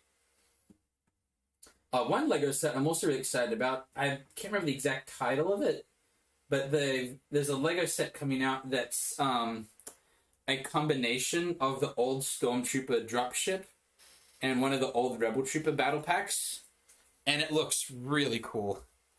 So I think it comes with like 6 total. I think it comes with 3 of each type of soldier there. And I think that that'd be a cool set to get. I think that one comes out, I want to say October or September. Can't remember exactly. But the exclusive minifigure coming with that one, because it's the 25th anniversary set. It's, I can't remember the exact name of it, but I believe it's like RTQT, and it's an astromech droid.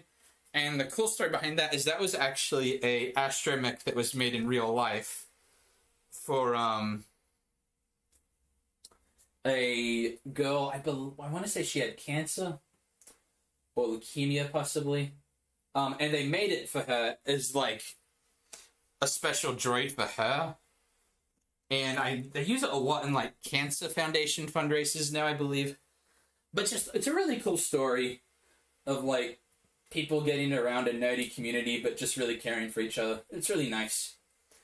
I wish I knew more of the details off the top of my head, but if I tried to give exact details right now, I'd probably accidentally say the wrong thing. But definitely worth a Google search. There we go.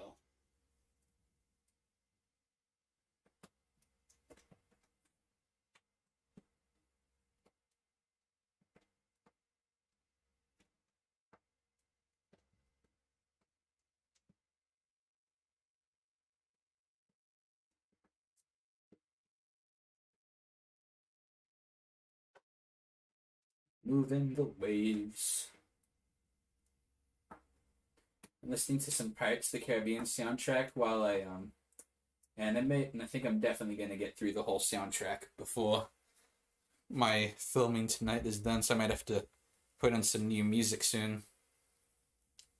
Oh, sorry, Llama Boy, I only just saw the comment. Thank you for liking the videos. I'm glad you enjoy them. I have a lot of fun making them, so if other people are enjoying them, that just makes me even happier. If I can have fun making them and people have fun watching them, then I am a happy, happy man.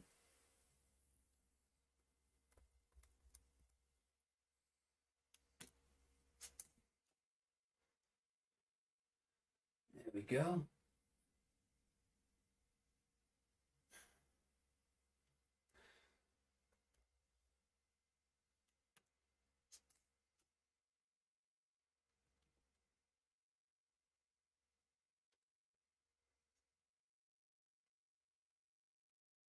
Okay, gotta move the waves again.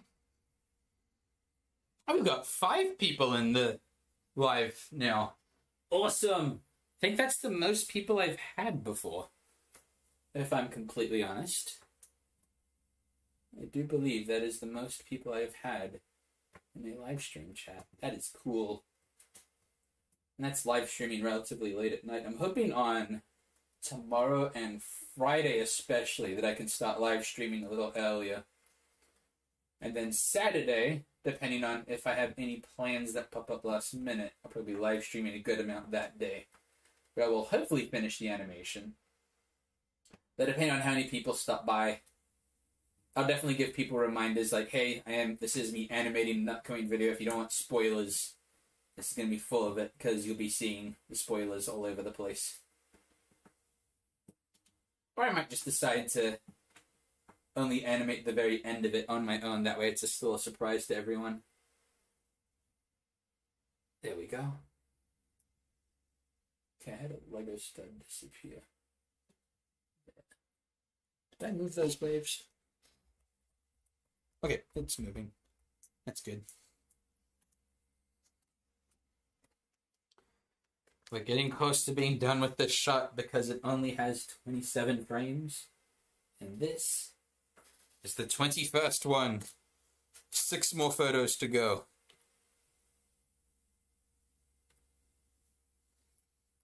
It's kind of hard trying to grade how fast a like old style sailing ship should be moving, because like in your head it has to be like really slow, but I don't want the video to just be it barely moving the whole time, especially towards the end. There's a moment where it needs to move pretty fast, so I feel like this speed should work. Okay, and we're almost at the point where the first wave is completely behind the boat.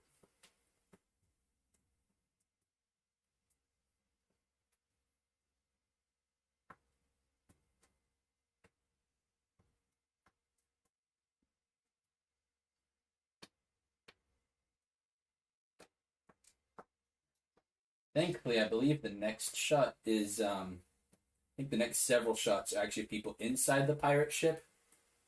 And one of them is even on the crow's nest, which means it's going to be a lot less movement of waves, if any, in those shots. And to be honest, that's what's making this take so long. But I'm glad for it because it makes the scene feel a lot more alive. So it is definitely the right choice to have the moving waves.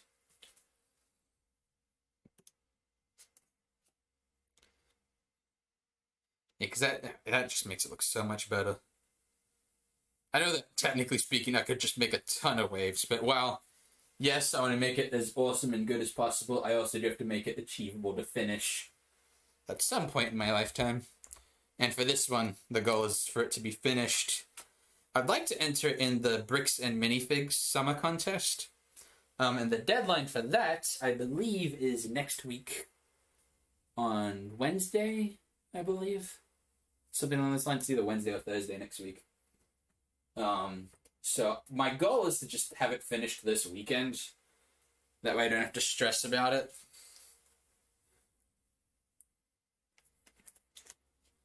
There we go. I think we're starting to approach people's bedtimes. I think we're starting to have a few less people in the chat, but that is completely fine. Super thankful for those of you who have been here and dropped by. It's been awesome to have you guys here. Like, when I look at my chat in the live stream, like, it's actually something I can scroll through. So, I don't know. I just find it so cool that you guys are joining me here while I animate. It's special.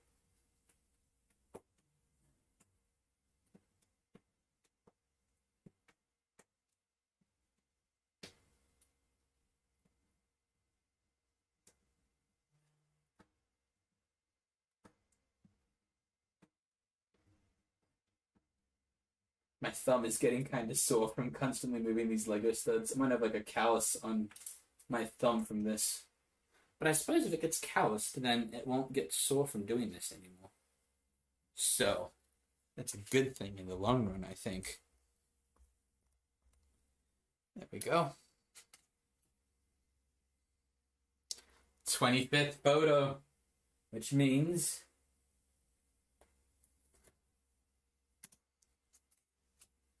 2 photos left. Let's do this. Then shot 3 is done. And I just realized this wave that I've been moving in the back is completely out of view now. So we can get rid of these studs. Save me some work. Well, I suppose it's the second last photo. This is the last time the waves move anyway. But that's okay. It is worth it.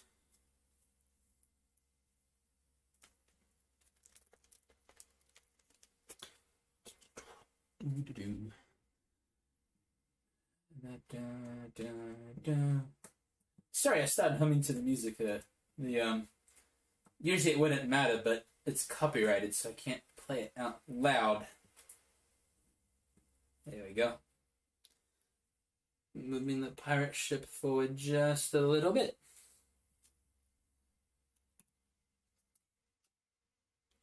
One more photo.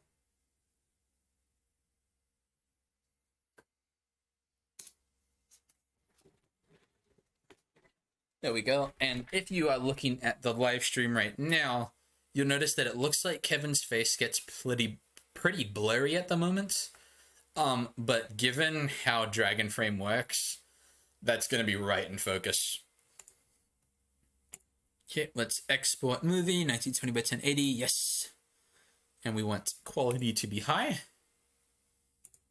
Export movie.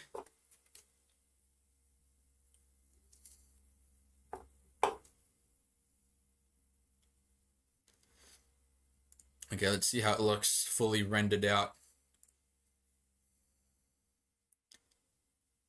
Oh yeah, that is good.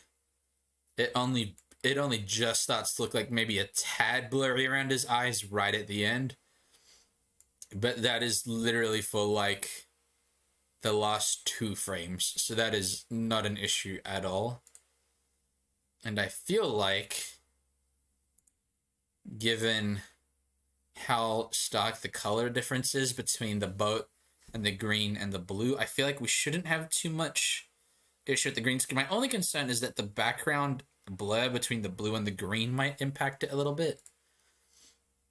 But that's just part of the game. Improvise, adapt, overcome. Okay, so adding another video. Shot 3. And if I did my math correctly, it should line up perfectly. Yes, it does. Okay, awesome. So I'm gonna pause my music for a bit. Is Spotify actually not fully opened yet? Yeah. This is what I'm seeing on Spotify right now. That doesn't make sense. It lags so badly that I can't see what I'm doing, but thankfully I already had pirate music loaded up, I mean. Okay, so we've got, I think that's looking good. So now we just got to see how it looks with the green screen. And what I'm going to do is, since so much of this is green screen, I'm going to stretch this out so that it just covers the whole thing, because that's my background for making sure that green screen is measured correctly. Because this weird magenta-y pink reddish color is very obviously seen when I remove the green in this image. So let's see. Oh, wow. That actually... that looks pretty good. Let's look at that, a full quality render of that. Yeah, I mean, there's a little bit of blurriness on the edge. But, like, dude, I'm pretty happy with that. That is... oh, wait. There's a little bit of purple right there. Yeah, you can see it right at the bottom. There's a little bit of green light reflecting. But that is pretty fixable. So what I did for the first shot is that there was technically some color bleeding through right here. So I just put blue below it. So that is okay. I think that's something we're just going to wrestle with this video. So I'm going to see if I can, like... what I'll probably do is just put a layer of blue underneath this to remove the... I'm forgetting how to speak. To remove the pink hue from here, or the hue of whatever the background is. But, oh, the good thing, if I'm looking at this correctly... oh, wait a minute. The transparent studs are also turning that pinkish color. That is interesting. Huh, you feel like that transparent would make it blue. Yeah, that's interesting. That is very interesting. I feel like, though, that is definitely something that is... oh, no, that's not what I want to do. No, I want to remove his face. Let's go with that, set a green.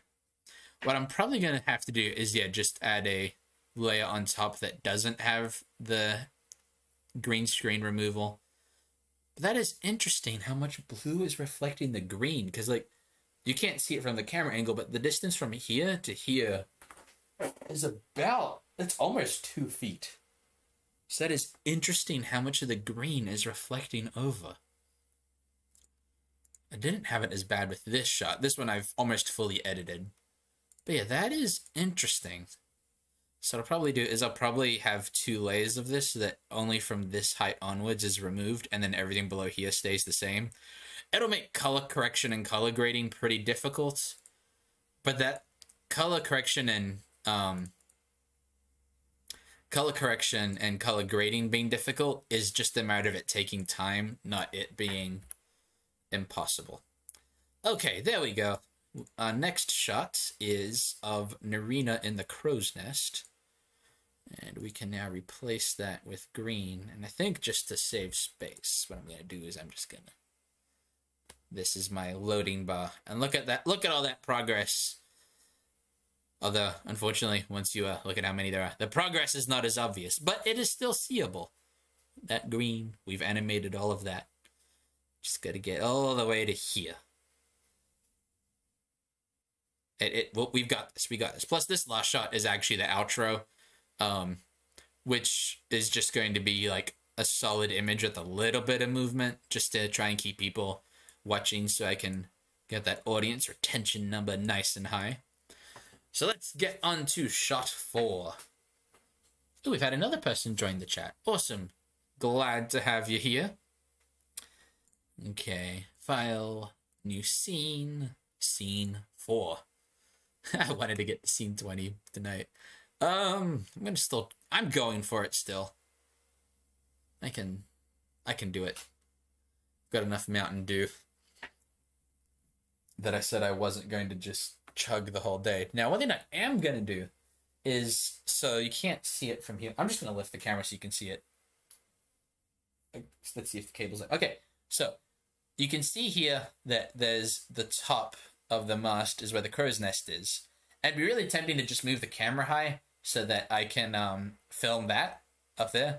But it makes the whole mast move a lot. So what I'm going to do is I'm just going to ever so delicately take the top off of this, if it will let me. There we go. There we go. And just film it like that. Except it's too high still. But yeah, so we're going to move the pirate ship out of the way. This will make the setup much easier.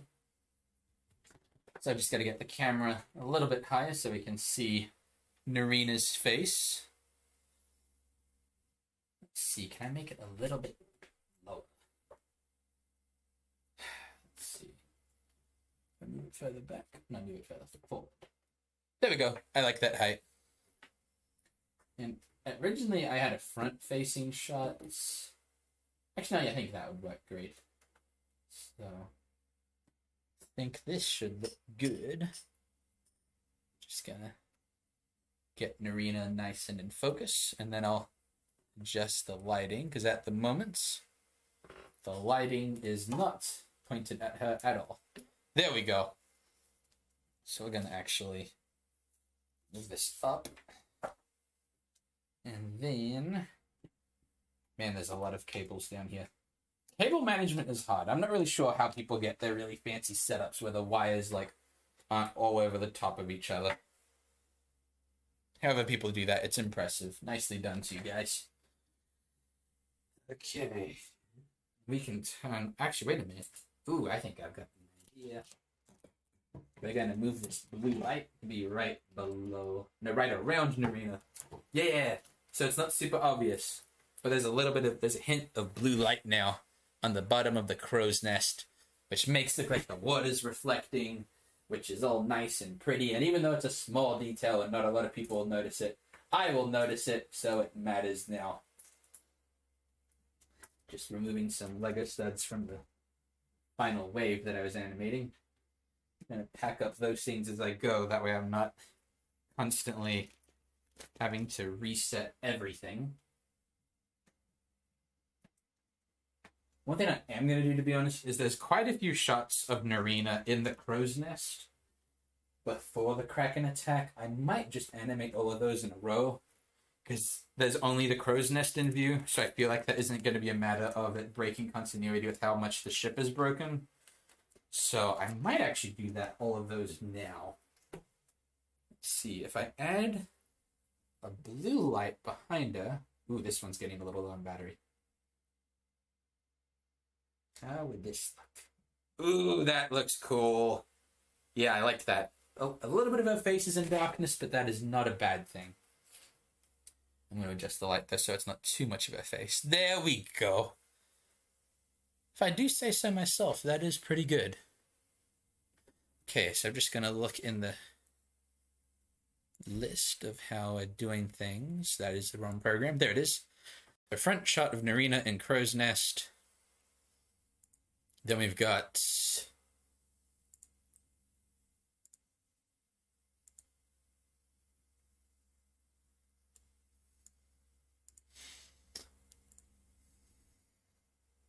a bird's eye shot of Narina in the crow's nest. I don't even know if my tripod goes high enough for that. I would like to do that though, so we'll do that one later. Let's see, any other close up of Narina looking through telescope. Narina puts telescope down. Okay, so we are going to do a few. Yeah, we're going to do a few of Narina's shots in a row. Make it a little easier. And I just noticed I got to the Kraken attack part, so that's going to be exciting. So what I think I'm going to do is, I'm not going to have Narina with the telescope out yet, because she pulls it out later. So let's see, this is a 25 frame shot. Okay, it's nice and in focus. And what I'm also going to do, apologies, the camera's going to disconnect for a little bit. But I want to try and get one of my lights charging so I can film a little bit longer. I think that if I move my computer a little closer, there we go. I have an extension cable that makes it so that my camera can be further away from my computer, which is great, but that doesn't necessarily work for what I need to just get more extension USB cables is what I'm basically trying to say. Move that lights. Okay, what do I have charging there right now? Let's see. There we go. I like that blue light how it is. Got solid green back. Back to unplug something, but I don't know if it's important. What is this? Oh, it's that blue light. There's nothing I can unplug right now to charge this. Will it charge if I plug it into the computer? Probably not very fast. Let's find out. Is it considering itself charging? Technically, yes.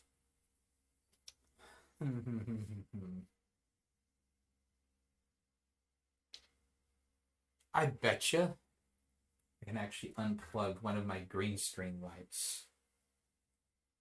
Because that this shot is isn't showing very much of the background. So I think I could turn off one of them. I think that it shouldn't affect it too much. Yeah, that. I got my headphones stuck on my camera. There we go. Okay, there we go. That looks good. Yeah, that'll be easy to edit around. Green screen shouldn't have a problem with that. Just need to make sure I unplug the one that's actually off. I did. Go.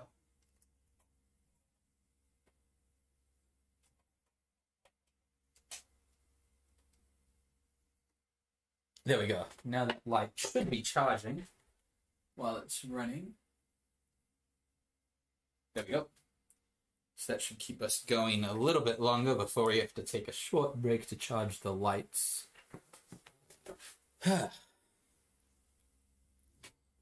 And I just realized this minifigure has two faces. I'm going to see which one would work better. I'm just going to go with... She's got kind of a sneering smile, which is the one she already had. I'm going to go for the more innocent-looking smile for now, because nothing's attacked yet.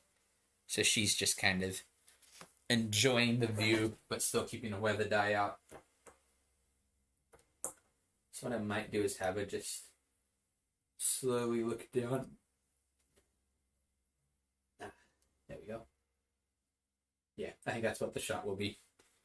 So have her start up like this. Though there's a little bit of glare. I don't want that. Let's get rid of that glare. Oh, that's too much. Let's see.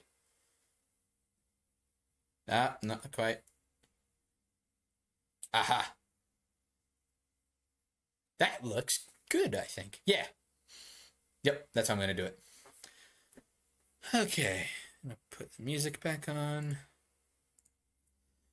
And let's begin. I believe this one is 25 frames. We'll do a few practice frames just to make sure nothing is moving.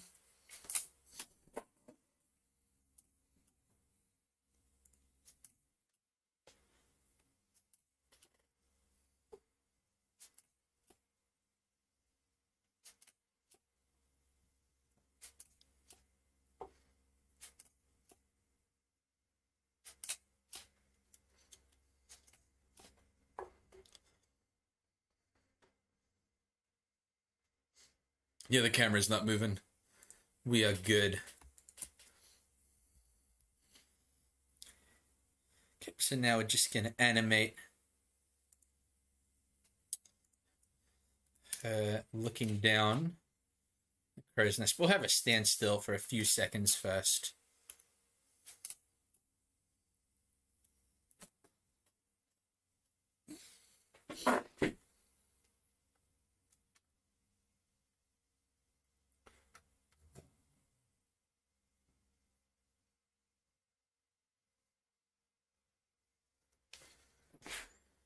Oh no, I tried to plug in my phone to charge it, and now it's trying to connect. No, No, no, don't open that. Nope, don't want that. If anyone wondering why I have a picture of oh man, of some college faculty from Pensacola. We tried making one of my friends made a meme page for the college for a little bit. But yeah, that's what that was. And then the pixelated Mandalorian was for a game I was playing. Yeah. Let's see. I need more outlets that don't plug into my computer. That's funny. Okay, anyway, back to animating. Have a bend slightly forward.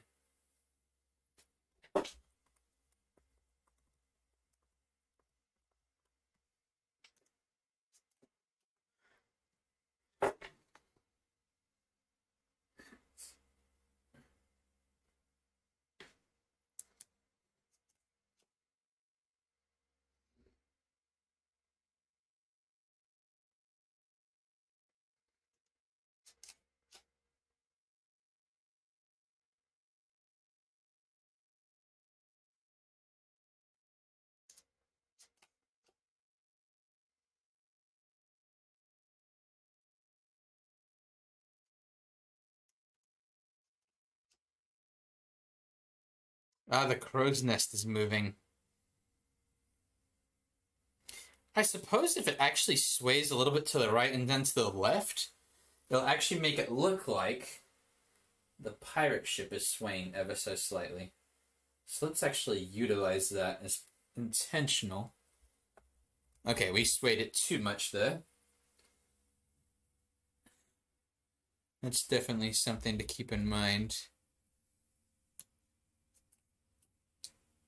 And I also need to remember that if I decide to keep a shot with it swaying, that I add like a bit of a creaking wood sound as it moves. Let's see, what direction did it go?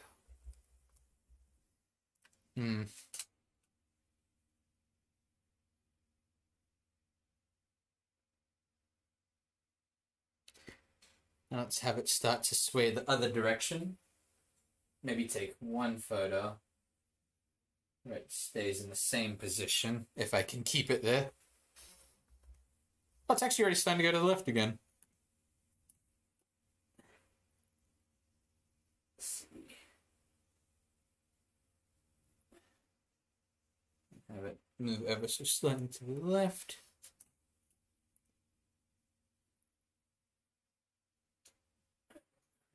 Just a little bit more. Slight movement to the left again. Well, camera's left, her right. And that doesn't really look like it's swaying. Okay, I need to figure out a way to keep that more stable. I don't like that. It's too much swaying that is not consistent with how the boat is moving. Okay, there's a few ways I can do this. I think the best way to do it would be to move it back a little bit. And then use some regular bricks to hold down the bottom of the mast so it's not moving. Let's see. There we go. There's some.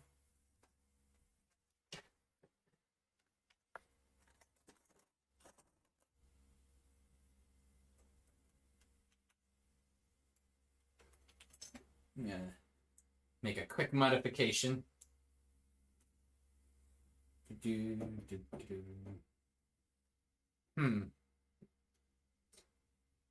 Oh, wait a minute. That actually should work just fine. This model is shaped a little funny.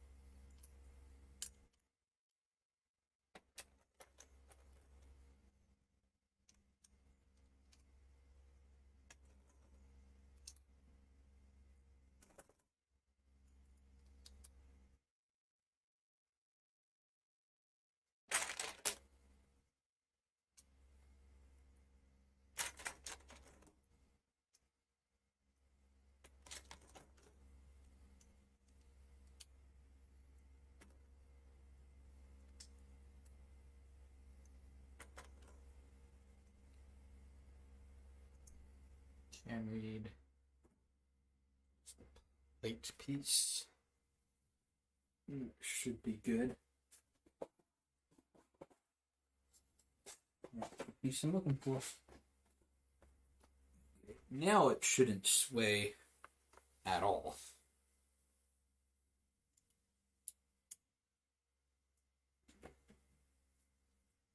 There we go. I'm gonna move it as far forward as it'll let me. It's still... Oh, man, those bricks line up weirdly. That is interesting. It's like... on the... That is weird. What is going on? I don't really want to pull apart the mast completely, because then I'd have to rebuild it. Wait a minute. Aha! I think I've come up with a compromise. Yes! Yes! Aha! Success! Now the mast should not move at all. And I should be able to move Narina in the crow's nest without shaking the whole thing. Yay.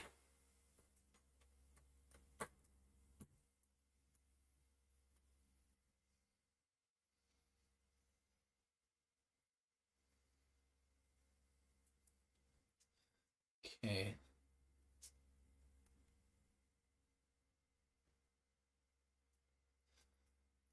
Move this light a little closer. More blue light. There we go. That way it looks like the moonlight is actually shining on it. Okay. Put these bricks a little out of the way. Let's start this one again. I'm going to take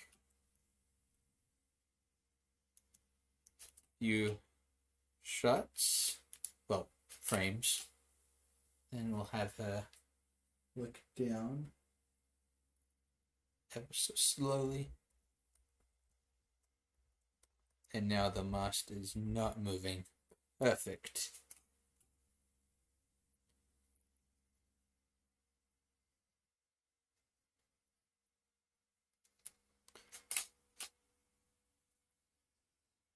And I just realized that technically speaking, with the direction the wind's blowing, the feather in a hat should be blowing towards us, but I like how it looks now. So I just decided that instead of following physics, once again, we're going to follow the rule of cool.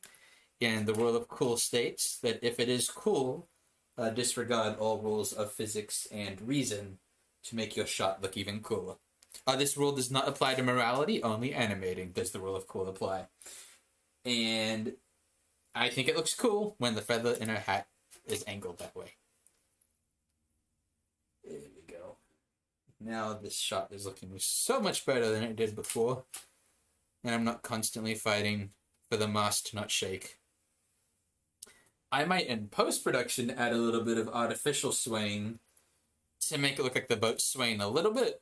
But if I do it then, I have much more control over just hoping that this flimsy mast doesn't just, like, decide to do a little dance in the middle of my video.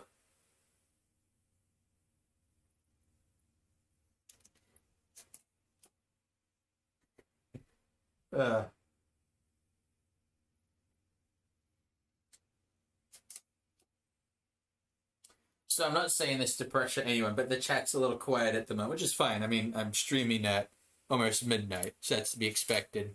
But it kind of reminds me of the old, like, question, like, kind of, I don't know if it's a riddle or just the saying, like, if a tree falls in the woods and no one's around to hear it, does it make a noise? And it kind of just makes me think if a YouTuber is streaming, but no one's watching, that, like, is he actually speaking? But that is hilarious. As soon as I said that, one less person dropped out of the video. That's funny. Yeah, all that to say is that, am I just talking to myself at this point? Am I going crazy? Like, I can live with that, but it's just funny.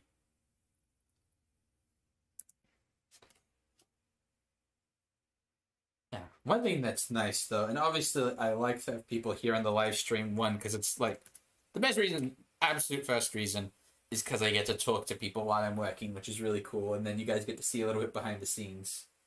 But also, the other thing that's nice is that it's really good for your watch time, because even if one person sticks around for like an hour, that's 1 hour of watch time from one view.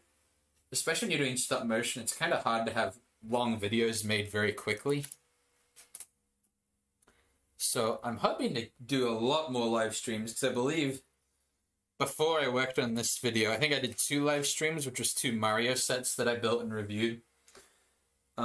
Which, to be completely honest, was kind of awkward doing that, just because I was getting used to live streaming. This one's feeling a lot more natural, even though if I'm completely honest, it still feels a little awkward. But that's just part of learning new things. There we go. Okay, so that shot is finished, and man, it's smooth, but it kind of looks like she's like just like keeling over and dying. There's no ease in or ease out of her like movement. I don't know if I like that. It looks kind of creepy, to be honest. It looks like she's like under mind control and just like slowly bowing down. I don't know. I'm gonna see how it looks once it's fully rendered, because it's a smooth shot. And once I add the swaying in the background, yeah, I think that'll actually look good. A lot of videos while you're making them, they don't look good until you fully edit them and add sound and everything. Plus, I've been working on quite a few shots that took forever to animate. So I'm just like, it can't be that easy once I fix the problem, can it? And maybe it just is.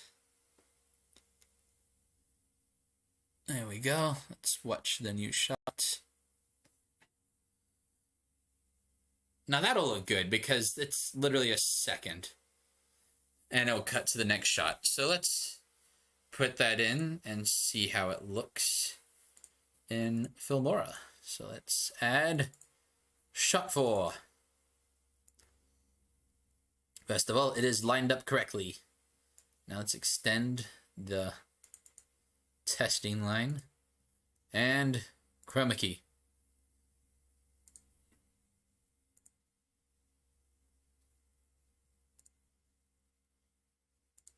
You'll notice that it's getting a little glitchy. That's just because it's a long video and it's trying to render the full thing. I can do this to like soft render the whole thing. It just takes a little bit. We'll just do that. We've got time. There's 4,846 frames. I don't need to look at that. That just reminds me how many photos I haven't taken yet.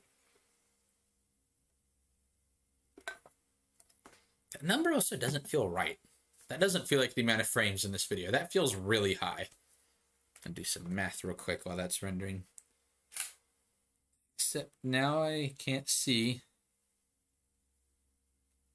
what the frame rate it was. Okay, so this video is 3 minutes, 21 seconds, and 22 frames. So how many photos is this going to be? So 3 times 60 to find out. Oh, that's 180. So we've got 180, 281. Sorry, we've got 280 seconds in just the minutes. Add that, so that gets to 301 seconds plus 22. So 301 times 24 plus 22. Now it's telling me 7,000 frames. That feels wrong. That feels like a lot. Because a 60-second clip is 1,440.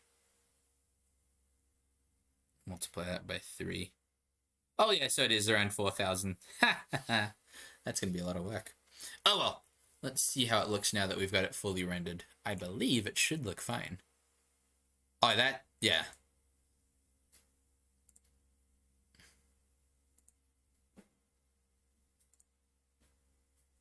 Yeah, I think that looks good. So we can mark that with the green bar of progress. Progress. Okay. So we've got Brickbeard at the helm coming up, but let's see if there's any shot with Narina on the crow's nest that we can get now. Okay, we are eventually going to have a long shot of the boat approaching the camera. Wow, that actually is a longer shot. How long is that one? Okay, 5-second shot. Okay, we're definitely going to have to make that a very slow-moving shot. Not that one. Bird's eye shot. We can't do that one yet because the pirate ship needs to be below her. Close up of Narina looking through telescopes. Yeah, I think it would be good if we had that to her face. Yeah. Yeah, I think that's how I'm going to do it. So I should probably give her a telescope. So let's build that real quick. While I highly doubt that actual pirate telescopes were made out of gold, that seems to be the go-to color for like every Lego pirate telescope. So that's what I'm gonna go with. Okay, so we are working on shot 12, I believe. Let's have a look. Yep. And then Marina puts down telescope, same as shot 12. Okay, that'll work pretty well. Maybe I should make that a side shot. Oh, let's see. If she starts looking at...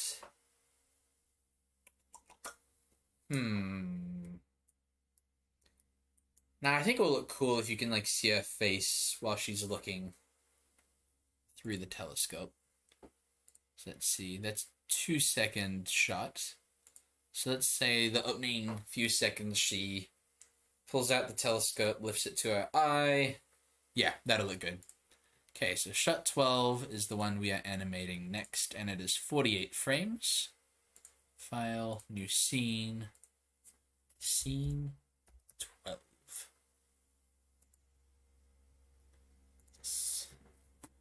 There we go.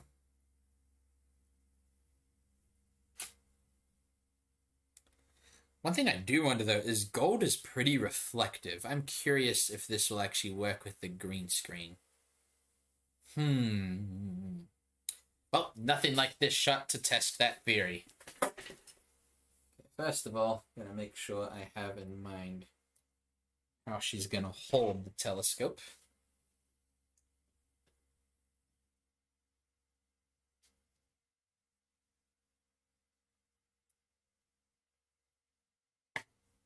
Let's see. So I think putting it up to her right eye would make sense. Yeah. Yep. And then she's looking off to the right, which is the direction that the rock that they see will be in. Perfect.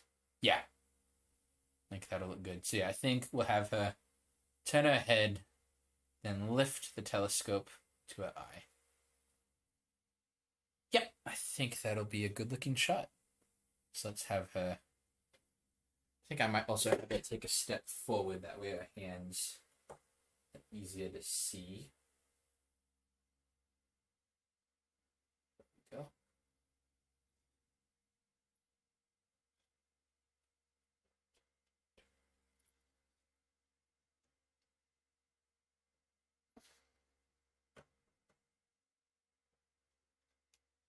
There we go.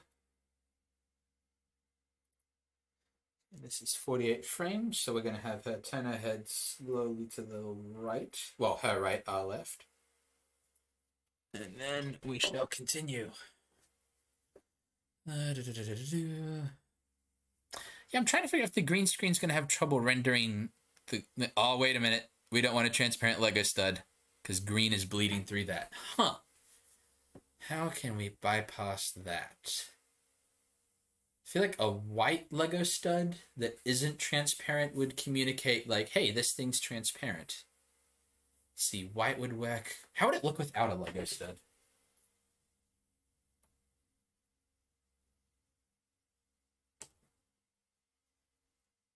That honestly might actually look even more like a telescope now. Yeah, that's how we'll do it. That'll be make it nice and easy. That should be able to render it out pretty well then. Okay, back to animating this shot. We don't really need to do a test render of this position because we literally just did it. Okay. Here we go. Let's see. Let's do maybe. I think I'm gonna actually have a hand start a little further forward. Let's see here. Oh yeah, have it bend forward, kind of like yeah. Have her put her hand down as she turns her head left. Yeah, that'll look good, I think. So I'm gonna have it start like this.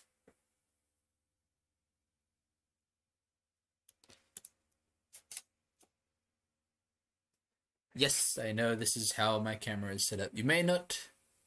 You may need to configure. I already configured it. This is literally the exact same shot as last time, just. Well, same camera angle. Okay. Is onion skinning on? Oh, we need onion skinning. We're not animating without that.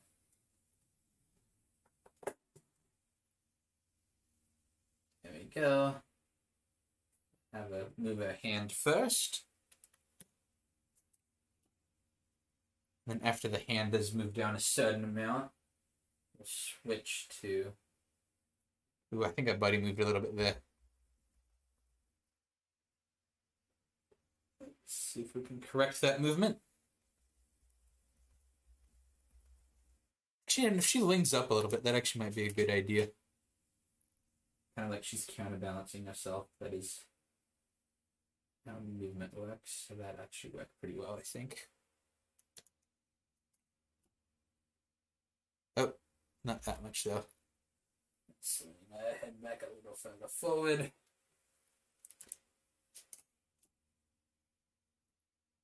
Okay.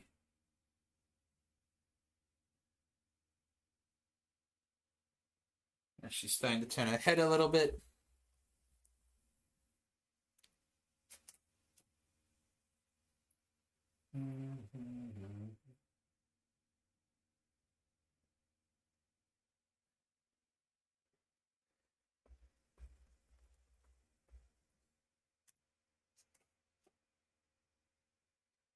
Okay, let's see how that looks. So she's putting it kind of looks like she like saw the rock and is reacting quickly, like, oh, there's a rock in the way. That'll work.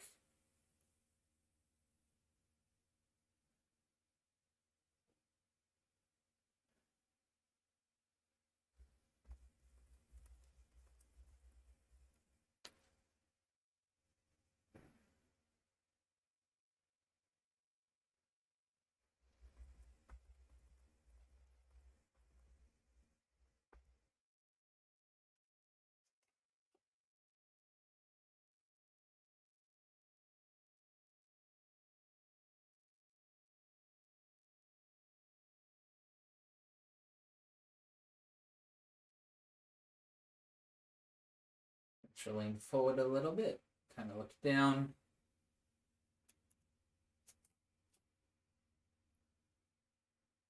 And hold it for a second after she moves down further.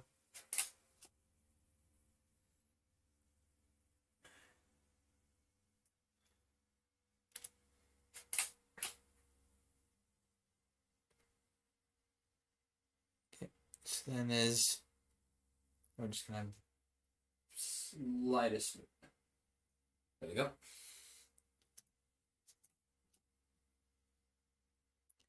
There we go. Then we're gonna have,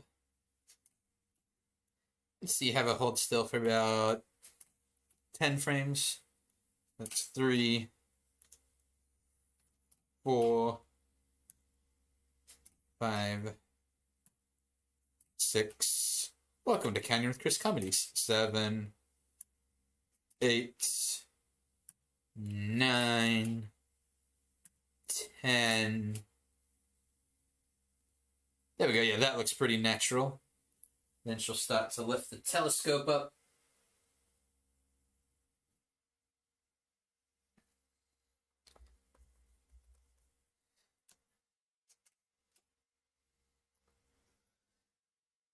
There we go.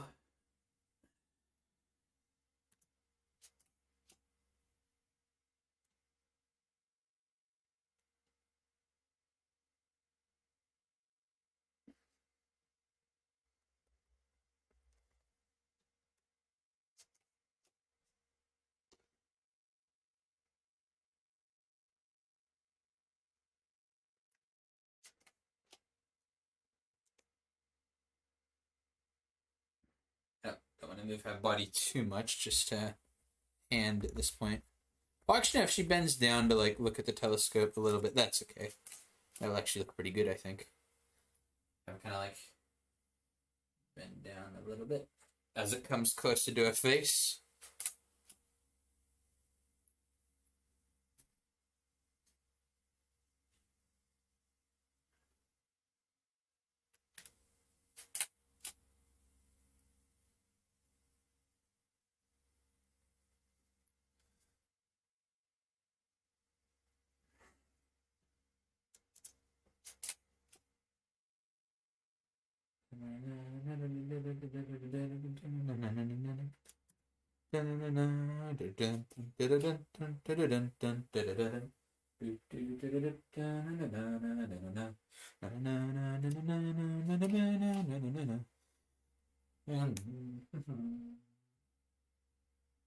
Now we're going to have start to race back up. There we go. Yeah, there we go. Now it looks like she's looking through the telescope.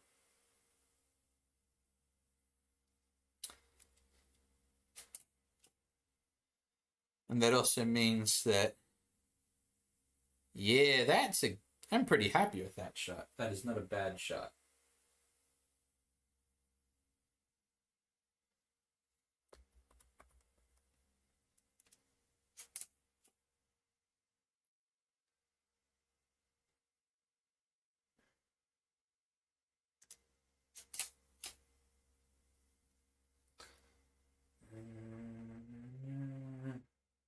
I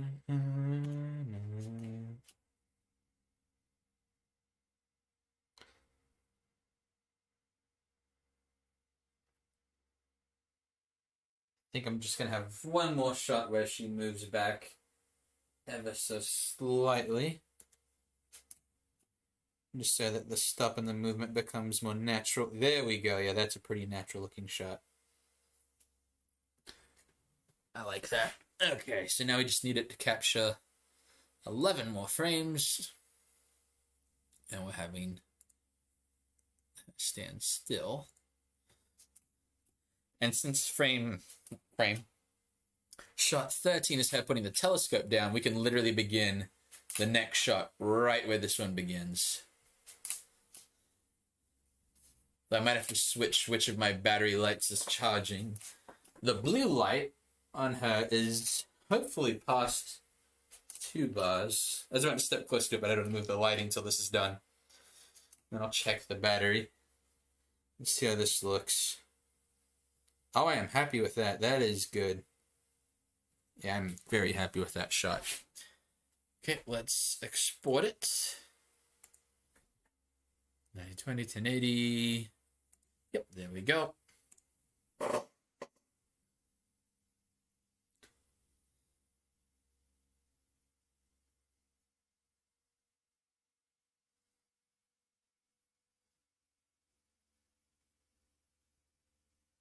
Let's have a look at how it looks.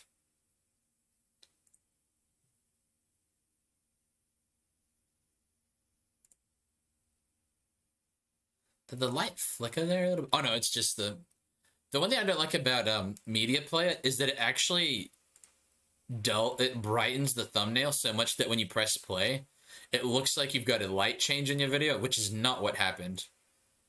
Okay, adding in shot 12, and if we did this right, it should line up exactly, and it does. And now what we're going to do is we're actually going to put it up one layer, double test to make sure that it, where is it at? There we go. Gonna double check to make sure that the green screen is all nice and perfect, but I really think there shouldn't be an issue. And I know that technically speaking, I'm gonna be color grading around it, so it should be fine. So there we go. Basically, I'm just going in frame by frame, paying particularly close attention to the gold telescope, just because gold's kind of reflective.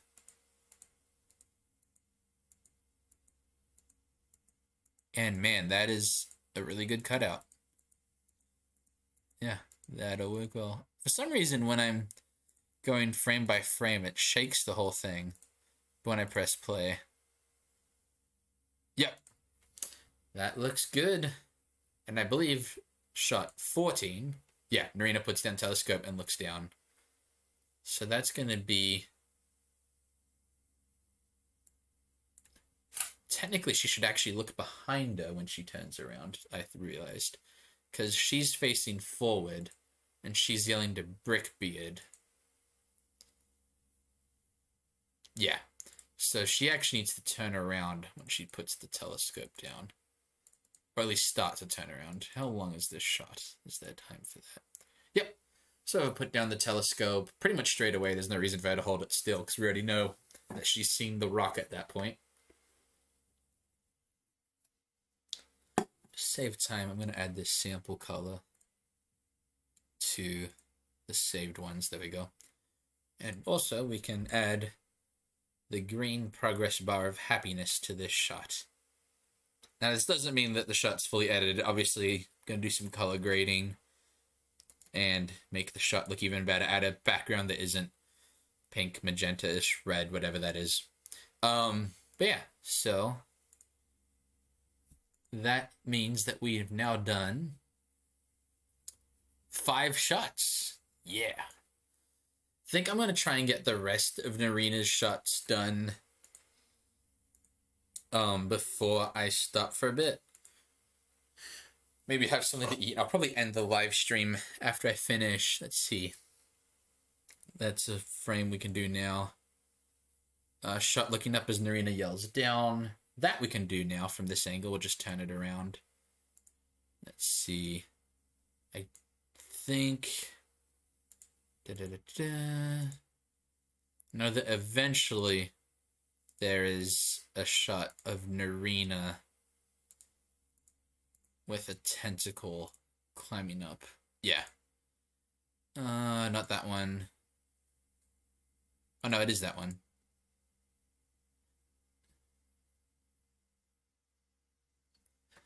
Probably... Actually, I might try and animate that one now. That would actually look pretty cool.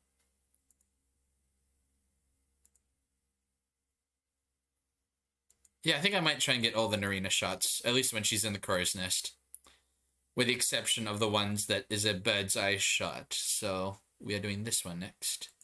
Shot 14. Okay, so that's 48 plus 6. That is 54 frames. And that is shot 14.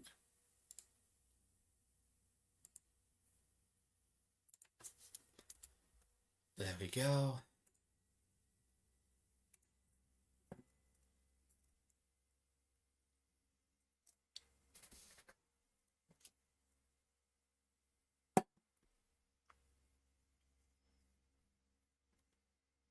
Okay, let's see. What I am gonna do is to make it easier for her to turn around at the end of the shot. I'm going to have her already standing on one leg. Now, before I take this shot, I'm going to unplug the charger on the blue light. Okay, so it's at 3 bars, which means that the white light that's on 2 can get the charger now. I really need to just buy a second cable so I can charge both at once. Okay.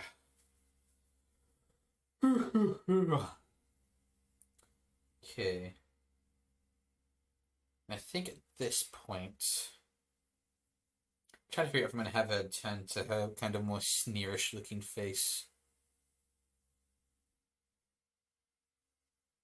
No, it's not that the rock is necessarily in their pathway, it's just that they're trying to avoid it more, so I think she wouldn't be panicking or anything at this point. Oh, there's photo number 1 of 54.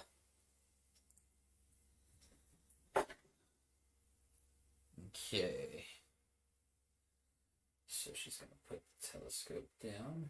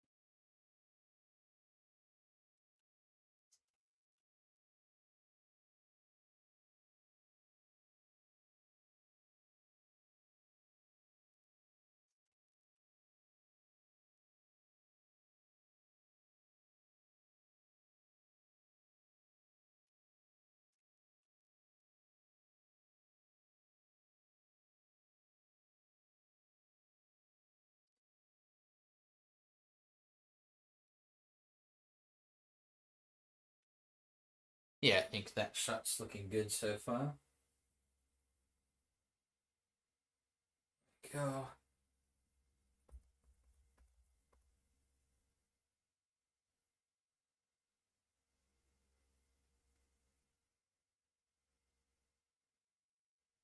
Just had a notification of a comment pop up. I like that I got that, but I don't know if I want notifications of comments coming up during live streams. I might have to disable that in the future. Though that did look like a nice comment.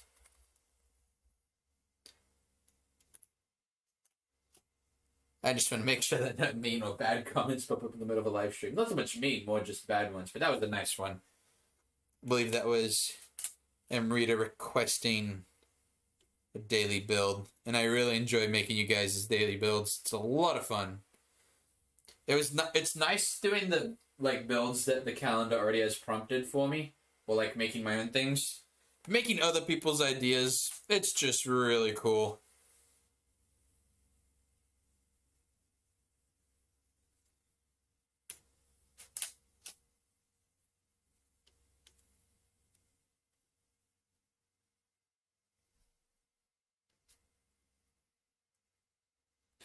Okay, now what we're going to do is we're going to have her start to turn around.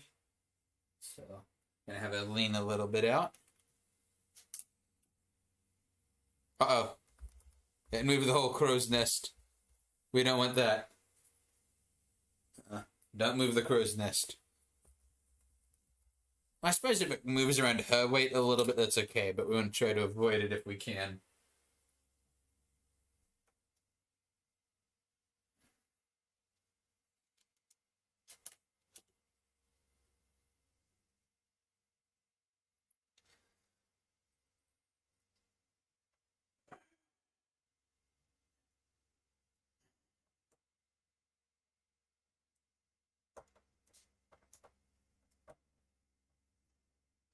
Yeah, I know I moved her a lot just then. Well, that actually worked pretty well, all things considered. Let's just turn her this direction so that she can yell down to the crew below. Like, hey, there's a rock coming. I mean, we're heading in the general direction of a rock would be more accurate. Not there's a rock heading our way. The rock is not moving. The pirate ship is moving.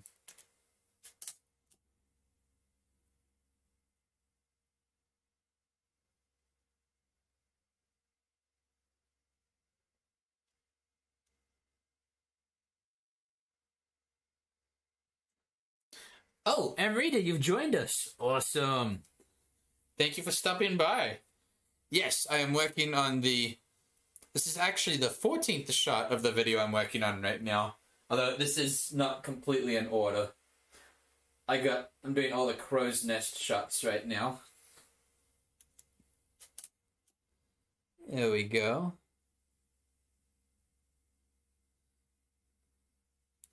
Feels kind of jerky at the moment, but I think it's fluid. It feels like a natural movement. So, but yeah, so, Amrita, this is a Kraken attack video I'm making. It's going to be a longer video. I think about 3 minutes, 30 seconds is what I'm going for. And this is, I don't know, late night streams of me working on it. I'm enjoying live streaming working on it. It's kind of fun. Okay, that is way too far back that she moved. Let's have... think like that. There we go. Now we can make it not as drastic how much she moved. So just gotta turn her back the right way. Anyway, Amrita, how are you doing today? How's your day?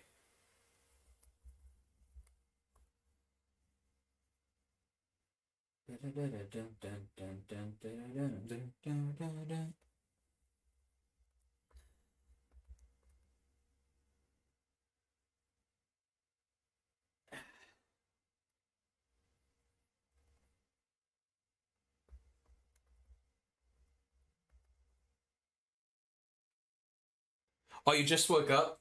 Okay, I don't think we're in the same country then. I'm in the United States at the moment. What country are you at?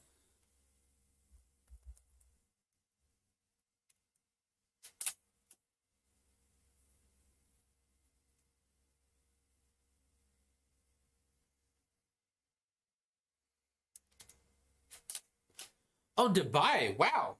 Awesome. So you must be the one contributing to all my views from over there then, because I've been looking at where all my views are coming from, what countries, and you guys are pretty high on the list. Thank you for watching. I really appreciate you guys.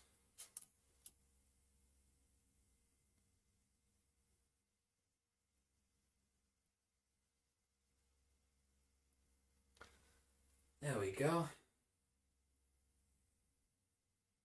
Now we just have pirate turning around. I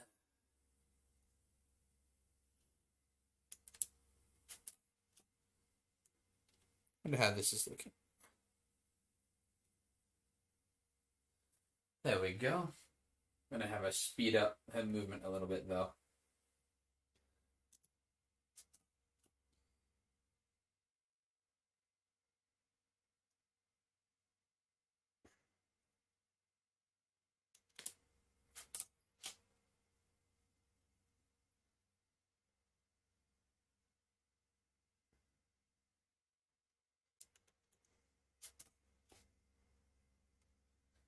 Uh,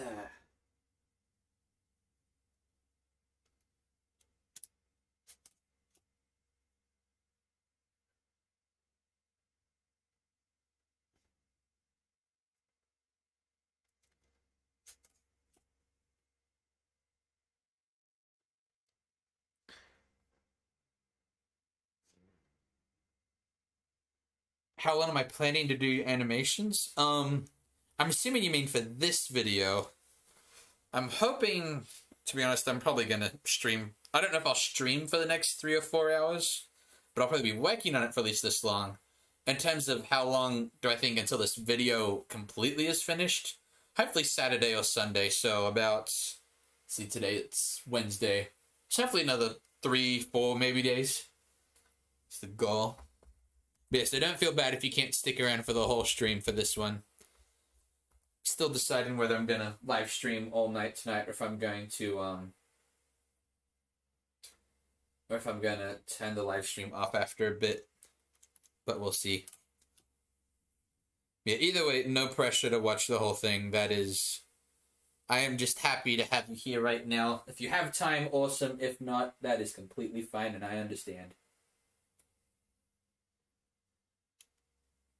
Yes, it is Wednesday over here. I think that we're on opposite sides of the date line at the moment. So technically, as of 25 minutes ago, it's like 12:25 a.m. Thursday morning. But yeah, it's essentially Wednesday night right now. The time difference is a bit funny, isn't it?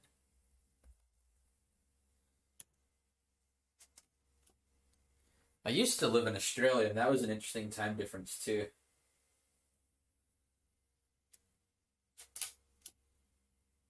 There we go.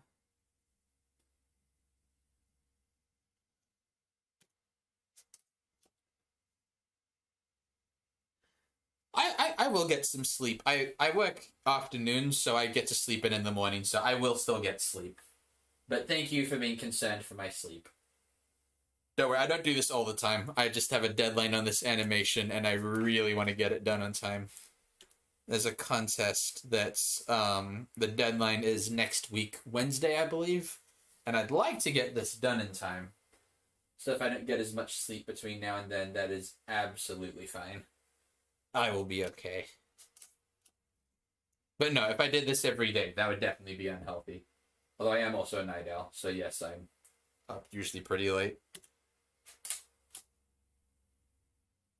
There we go. I think I'm almost done with the movement, and then she'll stand still for at least part of the shot. Let's see how that looks.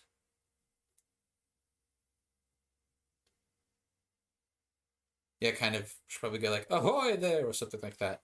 Although in this video, I'm going with kind of the classic Lego video game style, where they don't really talk, they kind of just mumble.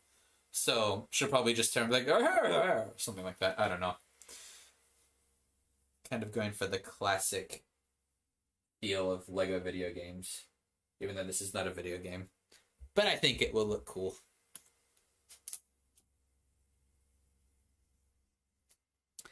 Okay, we need, let's see, the last one. Oh, it's not 48 frames. I think it's 54 is what we're going for. Yeah, so let's see, 48 plus 6. Yeah, 54 frames. So I've got a couple things. I think I might have it like stand still for a little bit and then switch. Let's see. There we go.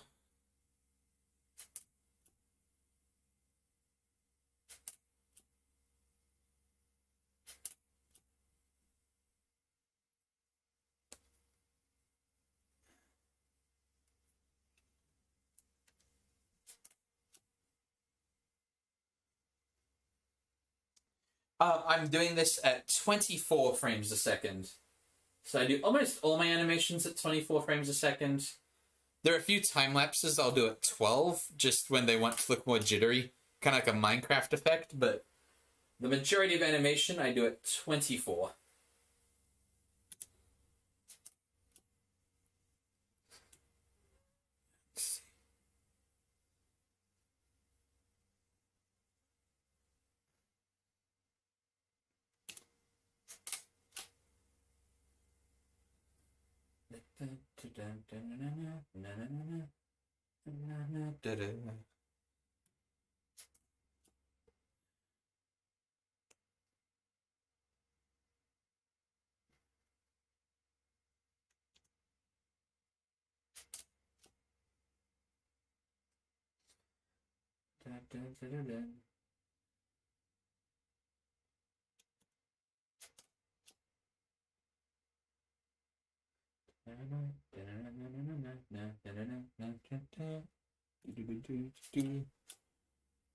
Let's see how that looks. Oh, I'm happy with that. That does not look bad.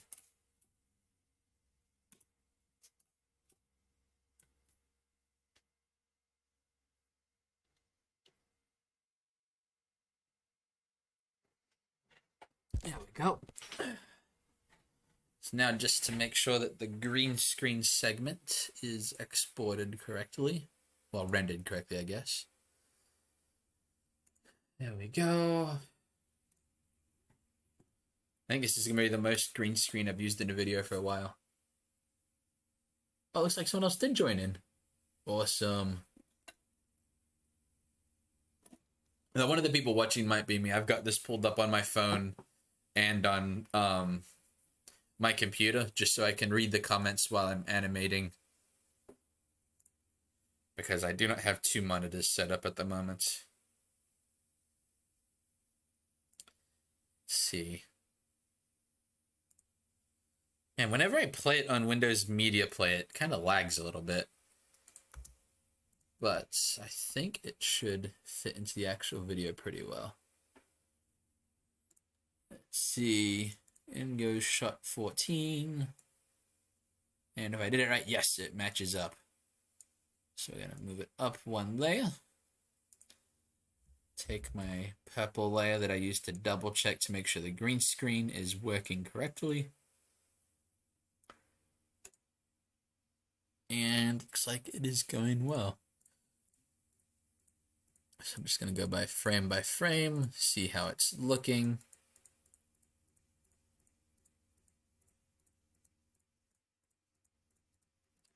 So far, so good.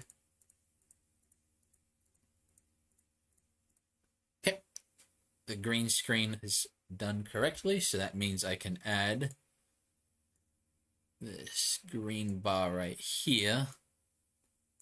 And I don't know if you caught the part where I was talking about how I do my kind of pre-editing, but basically anything marked here in the bottom with green means that the shot has been fully filmed. Red and blue just means the shot hasn't been done yet. I alternate it that way. It's easier to see which each shot is. But yeah, so this shot is now finished. There we go. So, next one with Narina in it. Let's see. Shot looking up as Narina yells down. I'm probably going to do that with the pirate ship in view, and at the moment it is not in view, so we can skip that one. Can I hide a Lego frog in the stop motion hidden somewhere for like 1 frame? Ooh, that's a good idea.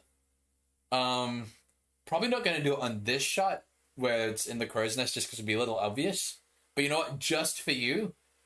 In fact, I'm not going to hide it just for 1 frame. I'm going to hide it for an entire shot. And I want you, when the full video is out, it should be out early next week, I want you to try and spot the frog. I already know exactly where I'm going to put it, but I'm not going to give you any hints, but I will totally do that. I will definitely hide a frog somewhere in this video. I already know exactly where I'm putting it. Okay. Just trying to find the next shot. Ooh, if I remember correctly, I think that I'm about to animate the first shot with the Kraken's tentacle in it. Yeah. Ooh, this is going to be cool. I'm excited for this one. But before I do that one, actually, what I might do is do when it's... No, not that one. Yeah. Tilting as Narina falls out. Let's see, what angle do I want that to be at? If it falls... Okay, so the Kraken pushes it. Is it grabbing or pulling the mast away? Like, is it pushing? Let me see, it's going to grab it. I think pulling it makes more sense. Yeah. So that means that the mast is going to fall on the port side, and it will go overboard to get washed away. So that means that for this shot, yeah. I know I'm going to do this one now. So I'm going to actually do shot 34 next. And then we'll do the shot with the tentacle. So, file, new scene. Shot 34. Oh, so the name of the lady is Narina. Narina is the one in the crow's nest. The reason that I've named all the pirates, even though there's no talking, is that a lot of the pirates die, and I don't want to accidentally have pirates come back to life after they've died in the video. So what I've done is I've named them all, and I've got a Word document that has the deaths of all of them written in order, or the ones that make it. That way I don't accidentally have dead pirates coming back to life. So that's why her name is Narina. And my fiance actually named her. I believe Narina means, I think, belonging to the ocean or something like that. Something along those lines. And let's see.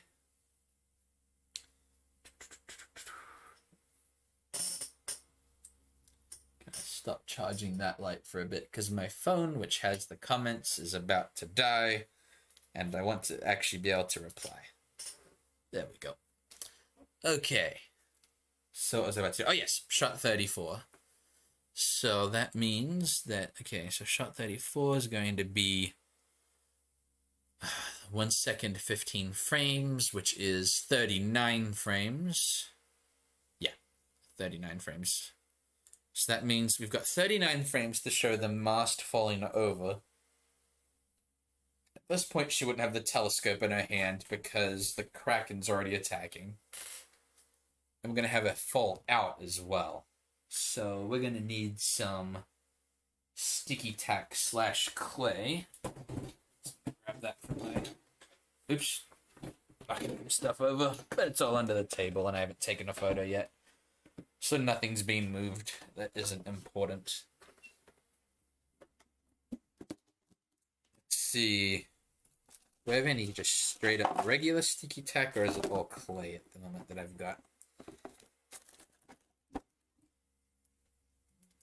Could have sworn I used to have some sticky tack. Yes, then clay it is. Let's use... If I use white clay, it'll be really obvious to see if I use too much. So let's use some white. Plus, it also blends into a shirt, so that'll make it easier to hide. Oh, hello, XVR. Thank you for joining us. Welcome to late night streaming with Kris Komedies as we animate the next video. We're animating a Kraken attack at the moment. So if you want to be surprised, there are going to be spoilers in this, obviously. Excuse me. But there shouldn't be any crazy spoilers today because I'm still at the beginning of the video. We're still in stage 1. Although technically this shot is part of stage 2, but I'm still mostly in stage 1. So what we're doing in this shot is we're having Narina fall out of the crow's nest as a Kraken attacks. Yes, the girl in the crow's nest is about to fall out. Ironically, though, she's actually going to survive this part. I wanted to live a little bit longer, so... But she does, yes, she is about to get completely thrown out of the crow's nest. I'm hoping that I should be able to get a nice, good shot of this without using any editing of the background out of it. Because that's a little easier. Let's see. If I have it like that, that means... Let me think. Okay, so... I'm trying to put myself in her shoes. So the Kraken has grabbed the mast below her. It's pulling it towards her. I think technically speaking... Yeah, she'd be standing on the other side trying to hold herself still and then fall forward. That's how we're going to do it.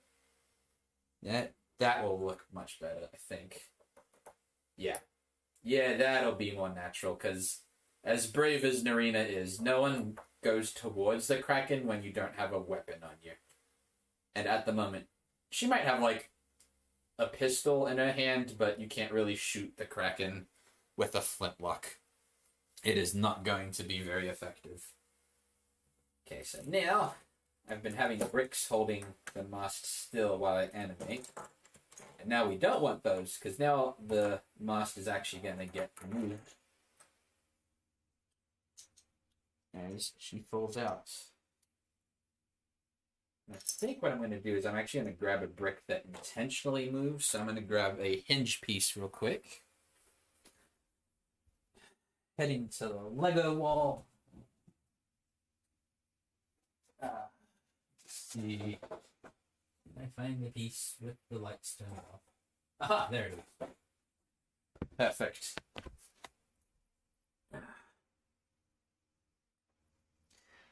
Can cannons affect the Kraken? Yes, it can. But I'm not gonna, at least yet, spoil exactly how they defeat the Kraken. Because, at least, even if you're watching the animation stream while I make it, if I live stream that part, I want people to be surprised when they see it. But yes, cannons can definitely affect the Kraken. Let's see. We're going to actually have the mast a little further back for this shot. Because I want us to see her actually fall out.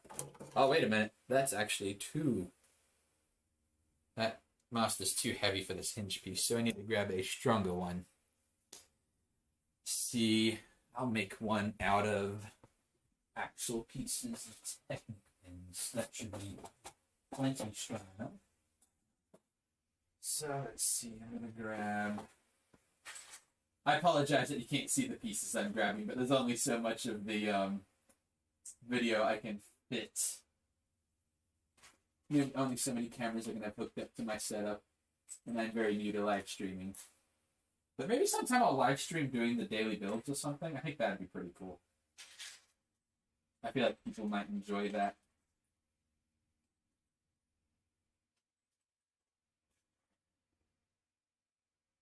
Find, ooh, that would actually work even better.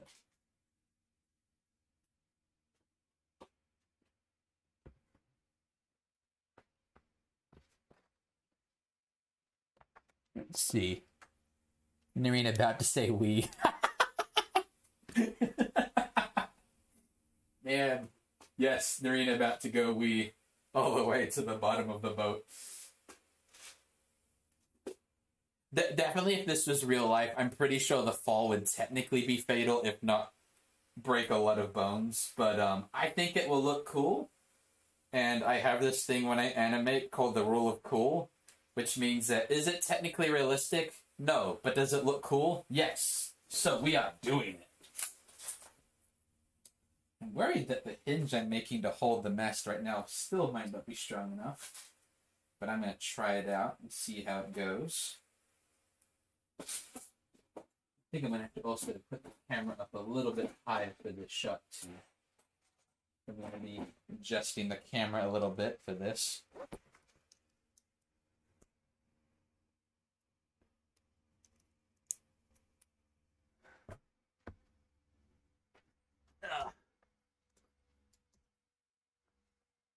Average safest Ryanair landing.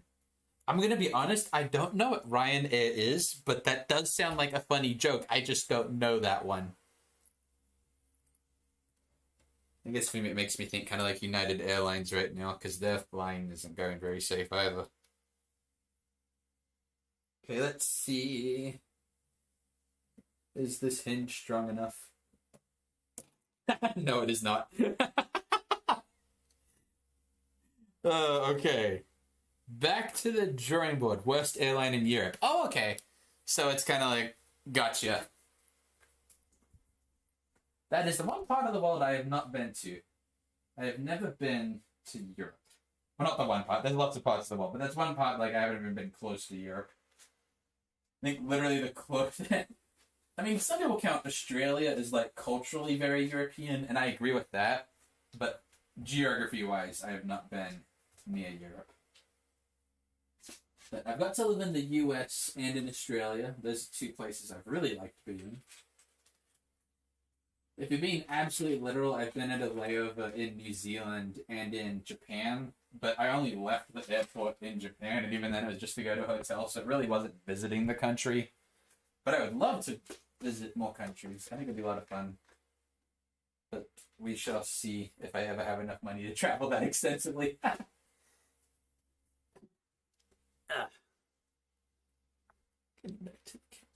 Pirates be speaking like they're in the prehistoric era. Yes, they will be. They'll just be grunting and yelling at each other. Going classic Lego style.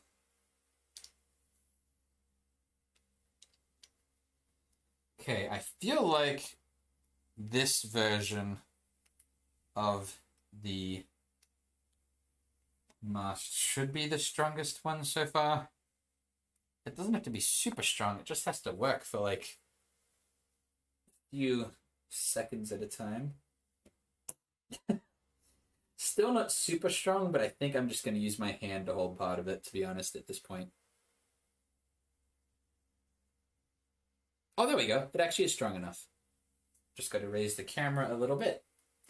I have to mess with the tripod a bit right now. Let's just fully extend that and then turn the crankshaft down. That'll be the easiest way to do it. Right now we have a wonderful view of green. But we'll lower the camera again. And you can see the light in the background right now, which we don't want. Let's go up a little bit higher. There we go. I think I like that angle.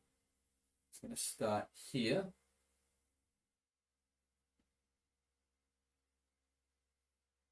Yeah, that way, yeah, that's going to look pretty cool, I think. Should like come into view. Can you add a full moon to make it ominous? I kid you not. Look at this. This is actually going to be really funny.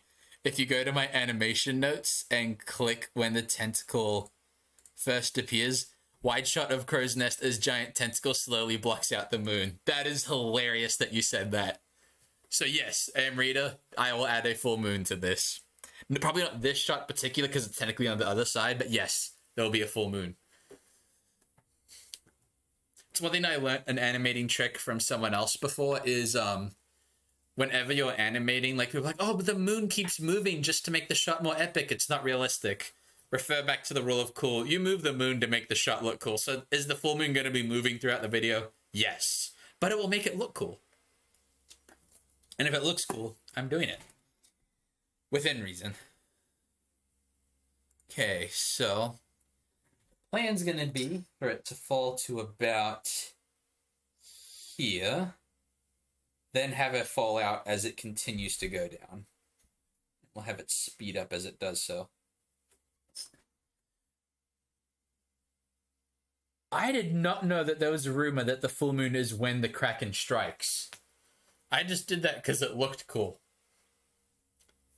But because that is the legend in the room, I'm gonna pretend that I totally knew that and that I planned that because I do research. I am a good animator. Oh no, that's funny. Oh, you did just make it up. Oh man, now you're making me look silly. That's funny.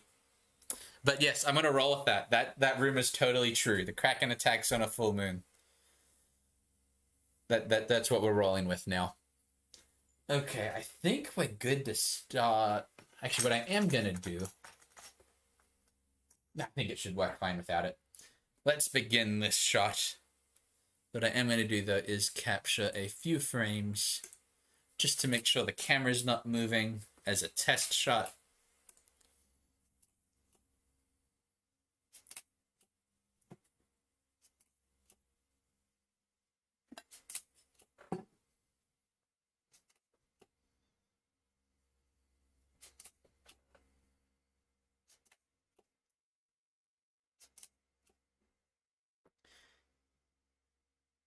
Okay, yeah, the camera is definitely not moving. So we are good on that regards. And I'm gonna move this into view. How does that look for lighting wise? I think that looks pretty good. I like that. So now let's have the mast like this. And I think we're ready to take photos officially on this shot. I'm just gonna double check how long the shot is. 115, 24 plus 15, 39 frames. And we do want the motion for this to be pretty quick since it is a Kraken knocking over the mast. So this one is going to be a relatively quick motion compared to my starting shot. Yeah, let's try a little less movement than that. That might be a little too much. There we go.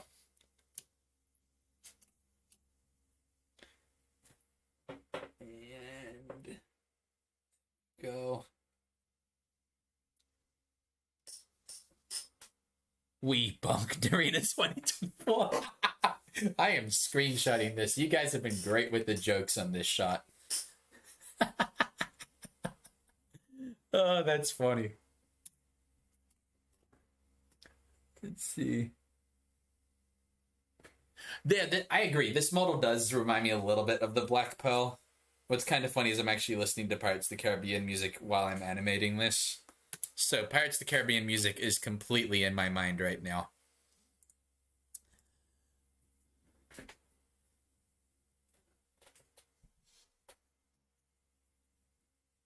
Okay, so about now is actually when I'm going to have us start to fall forward. It's going to be quick movement, but I think with the speed at which it's breaking the mast, that will actually look good. Nom, the Kraken. Yes, the Kraken is going to get many noms in this video. All the noms.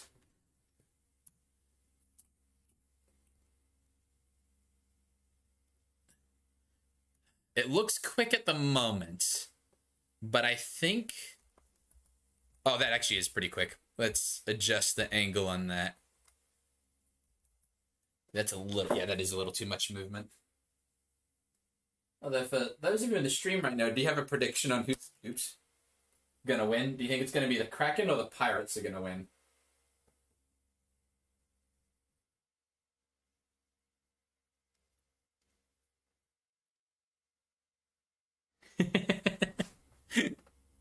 Man, I'm really liking the comments right now. This is very entertaining.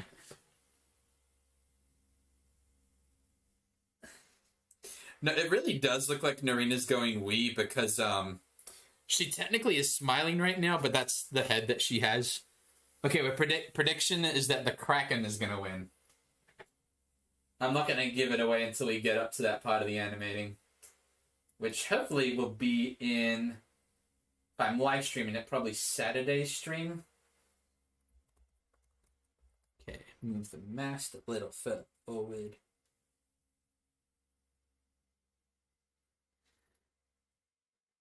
Because he said he gets many nums. He actually is going to get a lot of nums.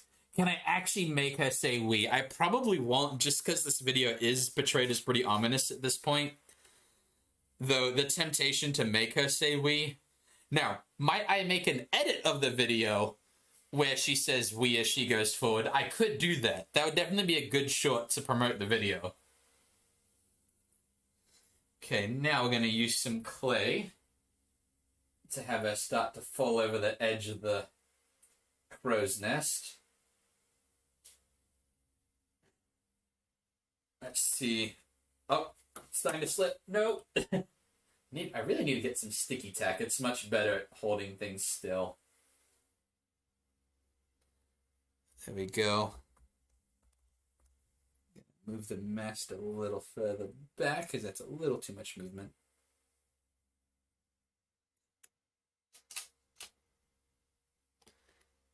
Okay.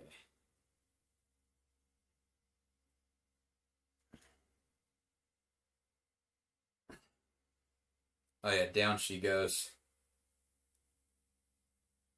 It's kind of funny. Of all the people about to survive one of her injuries, it is funny that it is this one. I didn't think about how funny that is at first.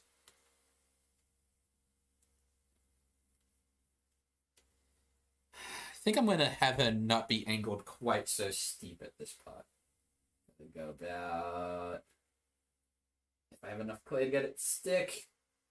Ah, she's starting to fall already. And add a little bit more clay. Sticky tack would be treated like gold when I was in first grade. Yeah, no, it's kind of funny. Here in the States, sticky tack is not that common. Like, back in Australia, like, everyone had, we called it blue tack. But, like, when I was I teach in stop motion class, and I was teaching it the other day, and we were using sticky tack, and the kids were like, what is this stuff? I'm like, sticky tack? And it's not used as often here. Like, adults know what it is, but kids don't see it as much. Which I find a little funny. There we go. Let's see how it's looking so far. Oops. We actually had the mast move backwards. It's not going to do that. It's going to be moving forwards at this point. Like, it is going down.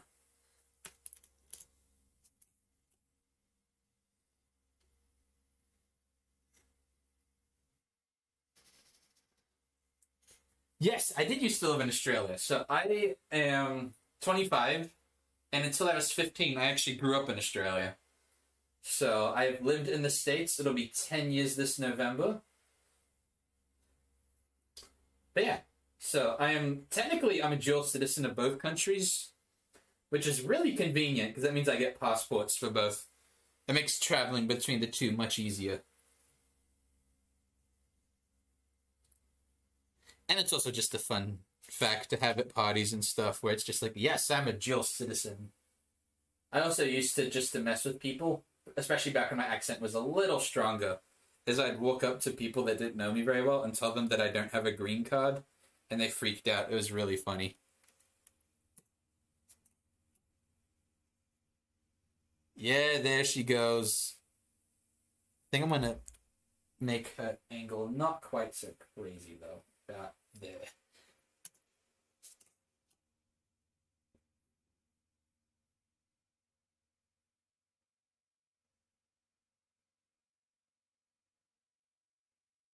There we go. I think at this point, oops, she fell for real.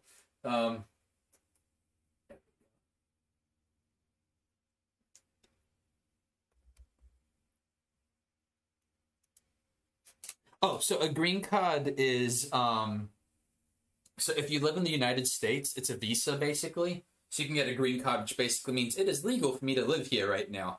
But because I'm a dual citizen, my mom's American and my dad's Australian, I don't need a green card because I'm a citizen of both countries.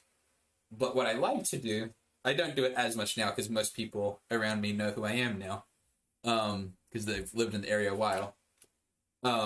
I like to tell people as a joke that I don't have a green card, and then they'd be like, what, you're here illegally?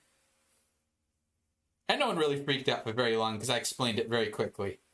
But especially in college, Oh man, college was great because I could get away with making up so many like fun facts about Australia that aren't true at all. Oh, I had a lot of fun with that. So that was definitely a place where I'd tell people like, yeah, I don't have a green card. Okay. So one thing I'm noticing is this shot's meant to be a lot longer, but that is okay. I'll probably have some like clouds and the moon in the background, and the clouds will be moving epically and ominously. Oh man, my blue light massively just got dim. Hopefully that's not too obvious between frames.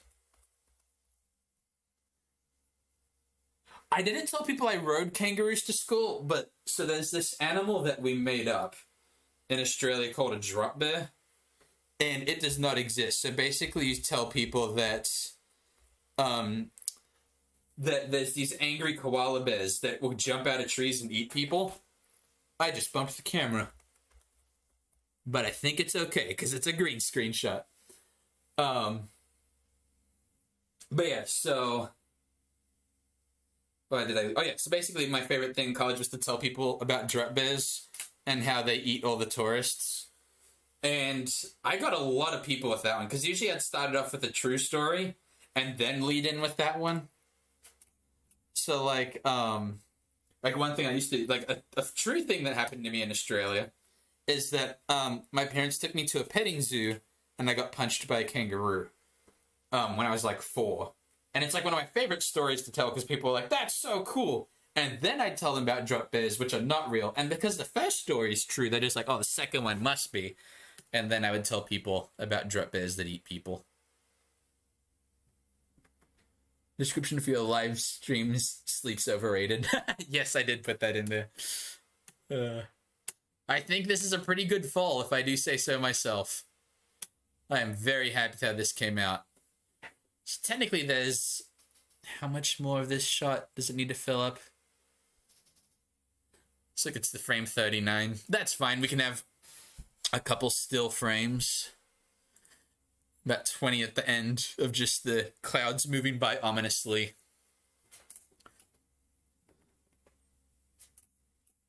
His stepsister told one of her classmates from America that we rode kangaroos to school. Nice.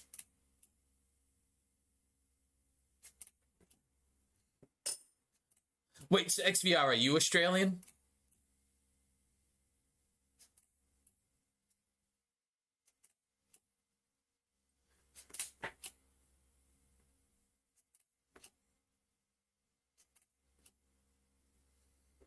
Oh, cool.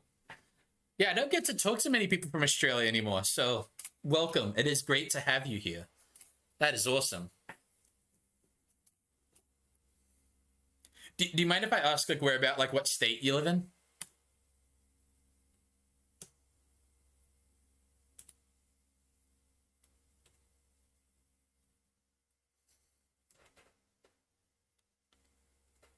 Yeah, I think I'm happy with that shot. Let's export that one. New South Wales, nice. I lived in Victoria. I lived in Bendigo, so just outside of Melbourne.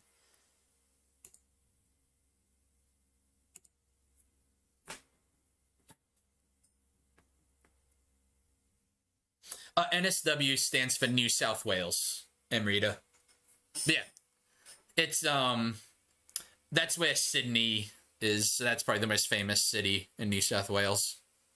I mean, it is the capital, too.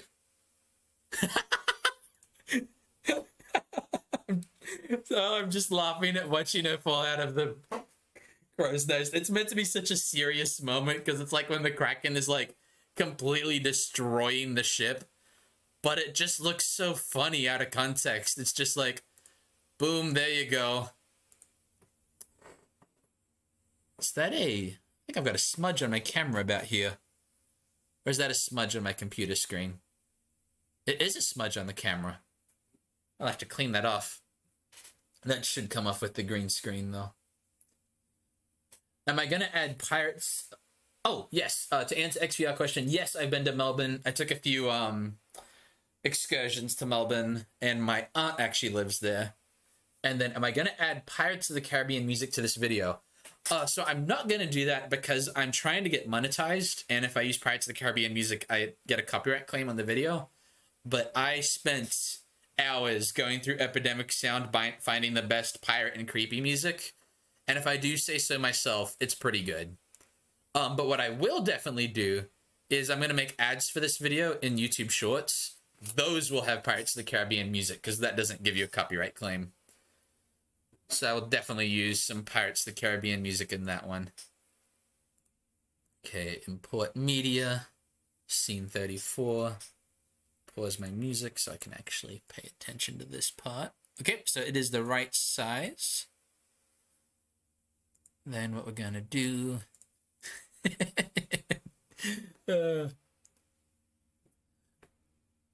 Yeah, no, I agree. Copyright stuff is very confusing. Basically, the general rule of thumb when it comes to copyright is if someone else made the music and you want to monetize your video, you can't use someone else's music.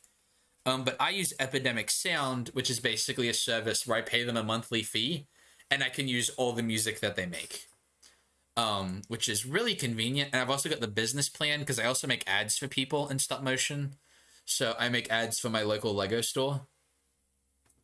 But yeah, so that's how, excuse me, just stretching a bit. But yeah, so that's how copyright generally works, is that you, have to use your own music or music that you've paid for. And I got a pretty good deal on a monthly, deal for my, forgot how to speak, for my music. Got a few more comments. Yeah, I might put a little bit of a disclaimer in the shorts that the music in the short is not what will be used in the final video.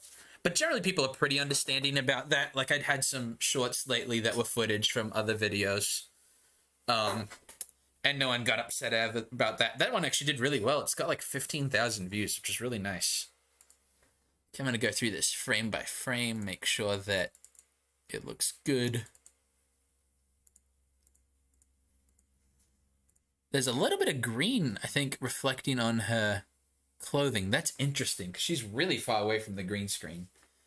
But I think it's such a fast shot, and only like for 2 frames is the editing around her a little weird, that I am not going to worry about it, because no one's going to notice that. Okay, other than that, green screen's pretty much perfect. I would love to apply to be sponsored by Lego. That'd be awesome.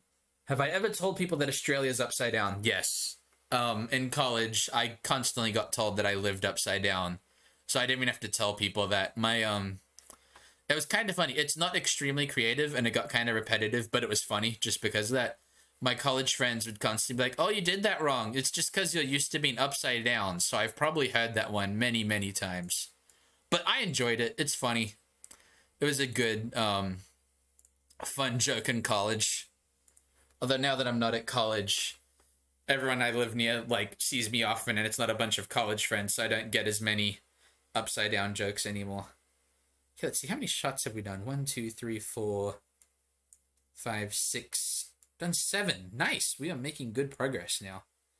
Okay, so now we are doing...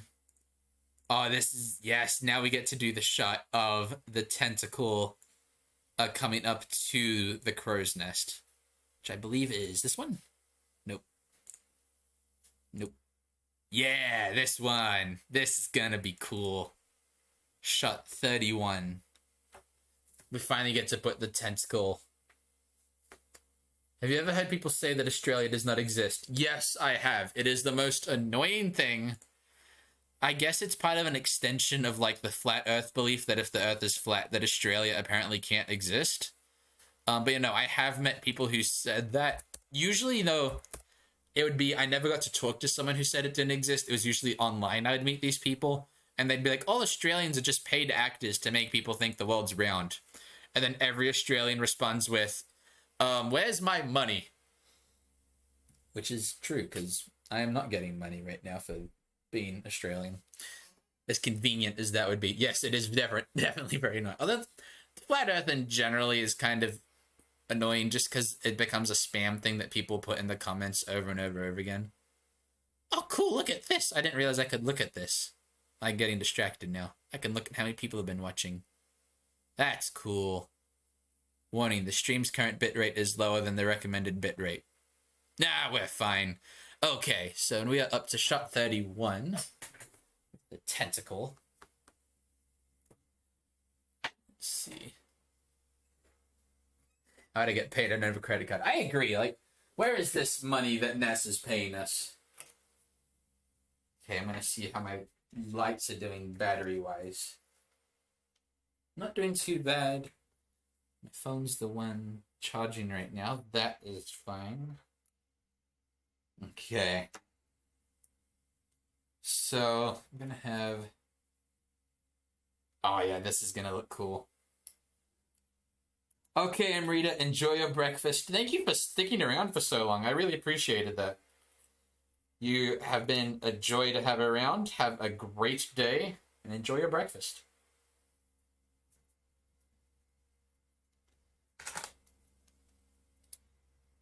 Okay.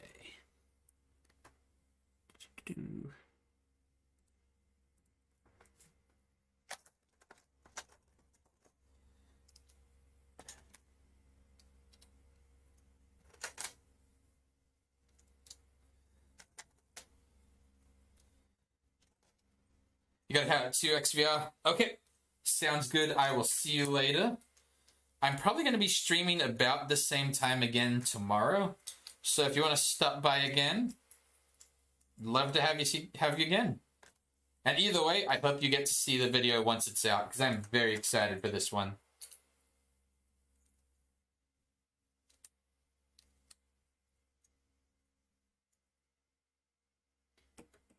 Have a good one.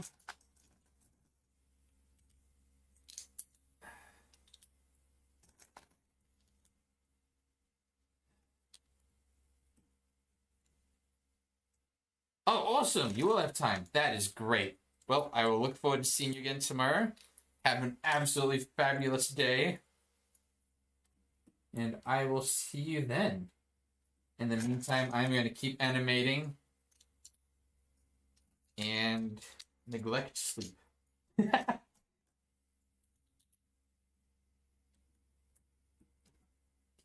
think...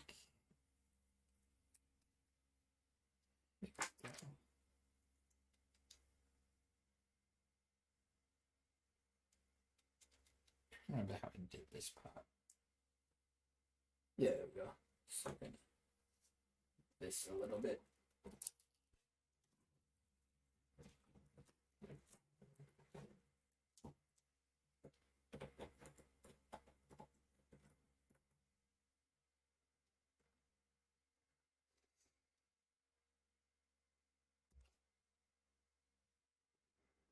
Oh yes, this is the perfect angle for this shot. Oh, I'm not sure if anyone who is watching right now, if that's just me or someone else. I'm probably going to end the stream right now, for now, and get a quick snack before I continue animating. But for anyone who's watching right now, thanks for hanging out while I've been animating. It has been great having you all here. And then also for anyone who, for some reason, decided to watch the stream afterwards. I know some people like to do that. I do that with some people. Thank you for watching. I hope that you've had a great time. Can't wait to show you guys this video. I'll see you next time. Have a good one. And remember, God is good.